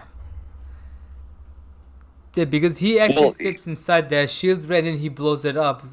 That's why it's hinted that he used the quick. He would get the choice of becoming mortal. Yeah. And if he doesn't choose, then maybe he's immortal? Because I thought... What are the emoji? Because I thought that he became immortal in the beginning of the film because they sent the two minions after him. I thought that's why he became... I mean, this movie is all over the country, so he blows up the shield. You see them they're walking outside. They make out while Sean Connery is narrating. What does he say? Something. I don't recall. I think this is a better way because, and then the film ends.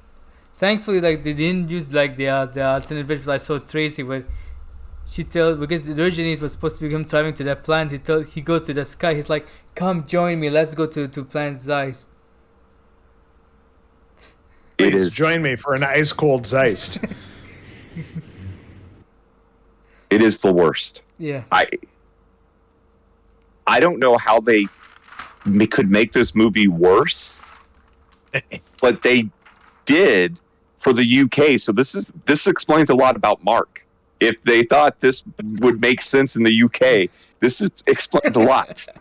Yeah, because I actually read because they had different companies investing in the film. The UK investor who's like, hey, you know what? You guys can have more creative control on what you do than what you getting in the US.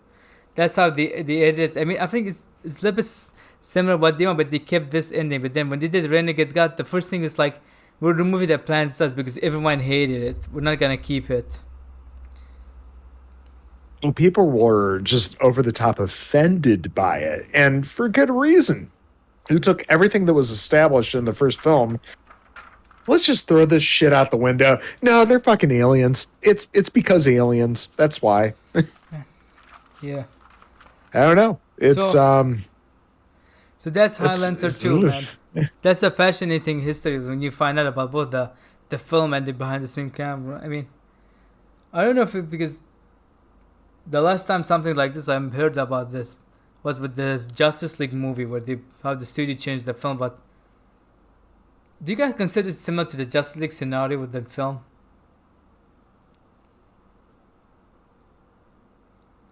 I think it's less because of budget reasons that film ended up the way it did. But mostly because I don't know. of Justice League because they want Yeah. to look like Marvel instead of a DC film like the Zack Snyder thing. I think this is 100% budget, where that is changing concepts in the middle of what you were trying to accomplish. Yeah. And thank God this is no longer canon in the Highlander timeline. So, so The happiest people about that are my kids, because I won't make them watch it. yeah, Because I did make my youngest two watch this last year after Kadena got sent home from Florida. We were hanging out one day, and I'm like, we're watching Highlander. And they're like, huh? And I'm like, we're going to watch this.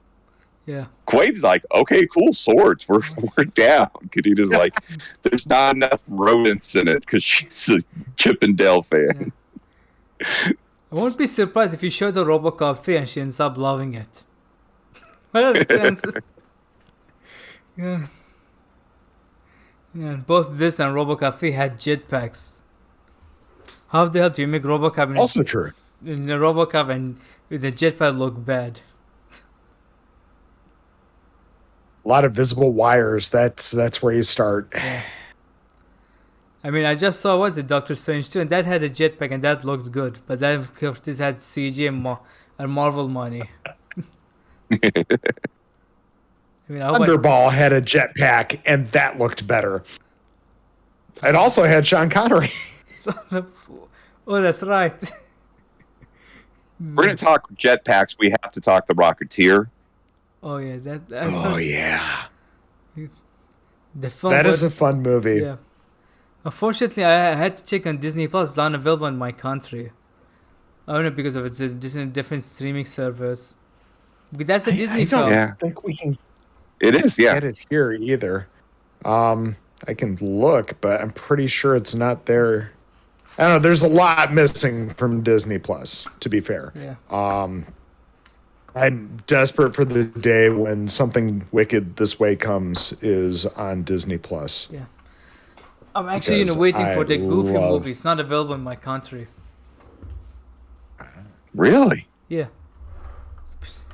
Especially when you find, I don't know if you know, it's like the scene. There's a scene in the film where when they go to the power line concert, like Max, he sees two women walking by and he turns his head to look at their asses. And The Rocketeer is on Disney Plus here in the States. Okay. Adding that to the watch list. I mean, I just added to the watch that in my country was it Nightmare Alley and what was it also? It's Nightmare Alley's on Disney Plus. Yeah, I love how outside of the U.S., it's like Hulu and Disney Plus mashed up together in most places. Nightmare Alley, Pam and that's Tommy. I wonderful. just remembered Pam and Tommy. Yeah, this August you'll probably be able to see Prey on Disney Plus. Yeah. And if it's something that gets the divisive side, we can do a review on it on here if you're interested, Joe. All right. I don't know. Looks pretty damn good. Yeah. It's a bummer that it got leaked that they were doing the film because Dan Draper tweeted like, "Man, we were keeping this a secret. We were keep it a surprise for you guys," and it got leaked.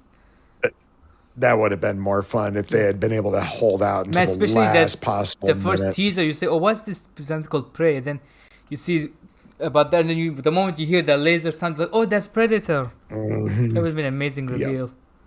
Okay, so that was actually our review of Highlander 2. Is it Highlander 2 the Renegade version or Highlander 2 the Quickening Renegade version? Hey, oof. Let's go with Highlander 2. All right. So, Joe, how drunk are you right now at the scale of 1 to 10? Not at all. I just had 2 beers under my belt, but it was very necessary to dull the recap of this film because, wow, this could very easily be a Revenge of the Rotten episode. There's some redeeming qualities in this film, but I feel that it very much deserves the Rotten rating from critics. It's this movie. There's plenty that is considered rotten via the aggregate there, but I can vouch for its redeemable nature. I don't think this film is one of them. And also, we should clarify the one that's currently has the bad score is the theatrical cut, which was worse than this one. I don't think too many people would necessarily change their score with it. But should you at least, if you're a Highlander fan, if you've watched the television show, if you've watched the thing, you want to see some cool sword fights, you want to see some cool explosions. When I worked in radio, I pitched an idea. Quaid, he's 18 now, so this had to be 15 years ago. We were going to do 3-year-old movie reviews. And the first one was going to be Transformers. Transformers is not a great movie, but his review was going to be robots blowing stuff up, and we were going to beep out stuff so it made it sound like he was saying the shithead word. Yes. But if you want to see sword fighting, and like the 3-year-old review of this would be explosions, sword fights. If you want a good time, watch this. It's bad, but it's good. You can be bad and good at the same time. Is this Casablanca or The Usual Suspects or God, what's Red Rum movie? I can't. The Shining. The Shining. You're not going to get this. Ain't that. But is it Mulholland Drive? This is not. Yes.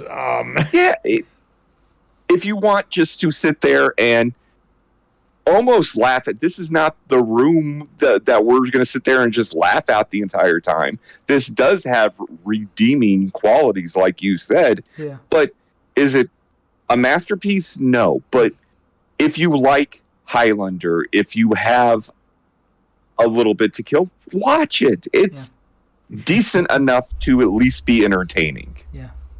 So, Joe, yours, what is redeemable and unredeemable score? I mean, for me, it's still going to be unredeemable, but it was still something fun for a good conversation on the podcast, for sure. And for you, Tracy, it's a redeemable film, right? It's redeemable. I like I said at the beginning, I'm here to defend this film. Because of that, I'm going to nitpick the hell out of it. I'm going to point out the bad parts. But when it came down to we're walking to Blockbuster because none of us could drive and we're going to rent a movie, this was it. This Highlander, like there's certain movies that you're like, okay, let's watch this. This is good. This is good enough to entertain yourself. You just can't put it on the level of today's Marvel movies because it's not going to reach that. But if you want to watch something that's campy, that's going to be bad, and like we've discussed, it's going to steal a lot from it, and you're going to laugh. You're going to be like, oh, the roller. You're going to sit there and go, oh, they're overacting. Yes, but that's what this is. Just enjoy it for what it is. There's absolutely something to be said about the quality of movie box art out of the 80s and the 90s, because when we were kids and teenagers going to those video stores back then, I mean, that's what was there to sell us on a film. We weren't watching movie trailers on the internet because that wasn't a thing. People were going to theaters to see the Phantom Menace trailer just to see a bad Brad Pitt film. Meet Joe Black. Yeah. And they were walking out and they had to make a deal that if you buy tickets for this movie, we are not giving you refunds. Yeah, because we absolutely all went to go see Wing Commander just to be able to see the Phantom Menace trailer. I watched Wing Commander because I liked Wing Commander. I will defend that movie too. Is that the one with I had only played one of the Freddie games. Prinze Jr.? Yeah, and Checky Cario and who else? Isn't Jurgen Prochnow in that? I think this is one where they had the creator of the game to direct the film, if I'm not mistaken. I don't remember. I just know the games.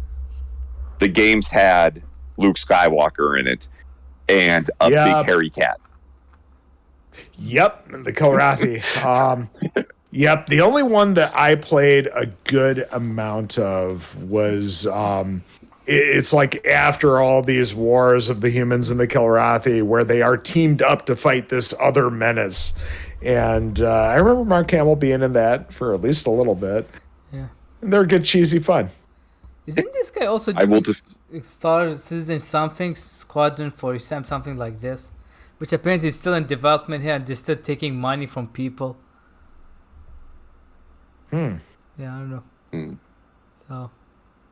So for me, I'm gonna give my thought on the film, and because I actually enjoyed it, but I didn't enjoy it a lot. But actually, I thought it was an okay film. It was not actually a terrible like some people, mostly because I feel like at least the filmmakers, they tried to get their cut of the film and they fixed it. I mean, and after seeing like the first movie, I understand the first movie is always gonna be a classic.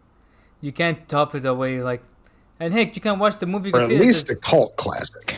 I mean, I guess it's classic because even the first one, when you see it, you're like, hey, at least it has an ending. You don't necessarily need to watch the sequels in it. But I've not seen the other sequels, but for this one, I would say, especially if you have done, because I'm not sure this is the only version you can find, the Renegade version.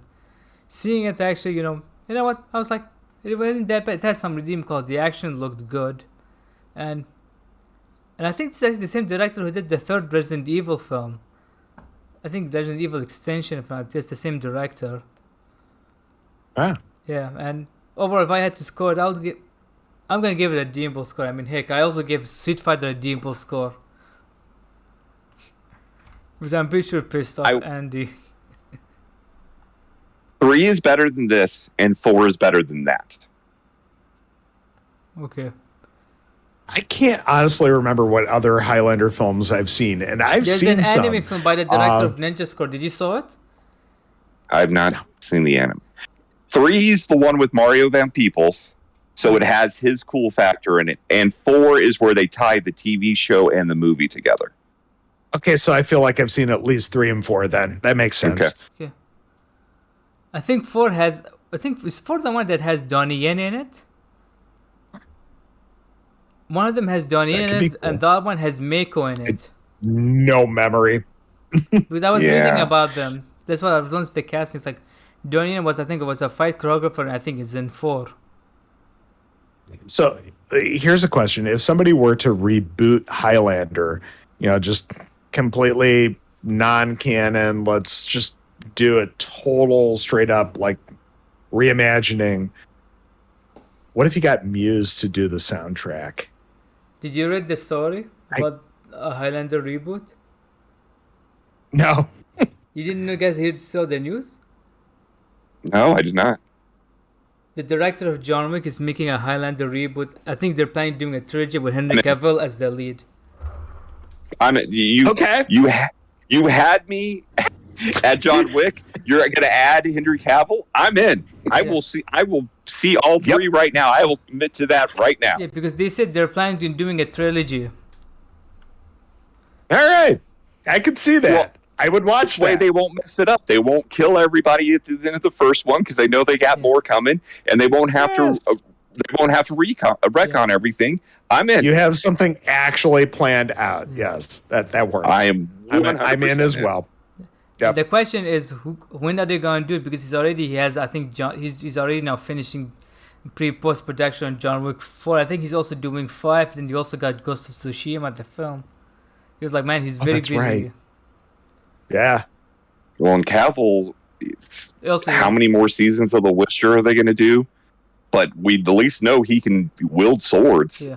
This sounds great to me. He even said it when they announced it. He tweeted, "It's like, yeah, this is my history in dueling swords. It actually is gonna make me easier for me to play this role." Very nice. Very nice. I'm down for sure. 100% down. Not so much with this film, but The but worst yeah, of all of them, but there was some fun to be had at the very least. Yeah. I think I'm just officially, it's becoming my longest episode where we just reached about 2 hour minute. I'm sorry. That's okay. I mean, No, it's I have an episode that forces people to listen to me talk about Mulholland Drive for over 2 hours. So there you go. man. Well, we're definitely longer than the movie. Yeah. That will tell you it's a good recap when you are longer than the movie, because at least you're passionate enough to discuss everything in detail. Absolutely. And also, Yes. we had to also talk about like the behind the scenes stuff. Most of the stuff, like the short ones, because there was not a lot of what happened behind the scenes. So, like for example, what was it? We did the review. It's not I don't know. I think one of the weeks we did some behind the scenes. That's why it's got a little bit longer. I remember which review I did. Because I feel like this, if we end up doing Samurai Cup or Battlefield Earth, might not being the same length. So. I do not need my Thetans audited. Sorry. Don't Now I'm gonna put some. don't need to revisit that film. What? Don't go with my kids to Hollywood Boulevard, because they're going to try to convince you to join up the entire time. Every time we walk past one, they're like, "Do you want to go in? We can go in." I'm like, no. All right. So I think this is it now for today's episode. Thanks, guys, for joining me. And so Tracey, where do people can find you? I don't know why you would want to find me, but I am on all social media or video game consoles or anything at that fake Tracey, Tracey. You can't have Tracy without an E in it. Yeah, yeah. And also, I know why they'd want to find you, because you're a hell of a nice guy. Yeah. So I have people fooled. yeah, hence the fake Tracy. Yeah, and we also tell them because also Tracy is actually an amazing guy, and so is like his family. Because I like seeing them the back and forth, all the shenanigans on Twitter and TikTok. And Joe, how about you? Where can people find you? You can find me on Twitter at jmertens. You can find me on YouTube if you were to search for Murders with Mertens. It's my horror film podcast. We got 11 episodes in. We're going to keep rolling on.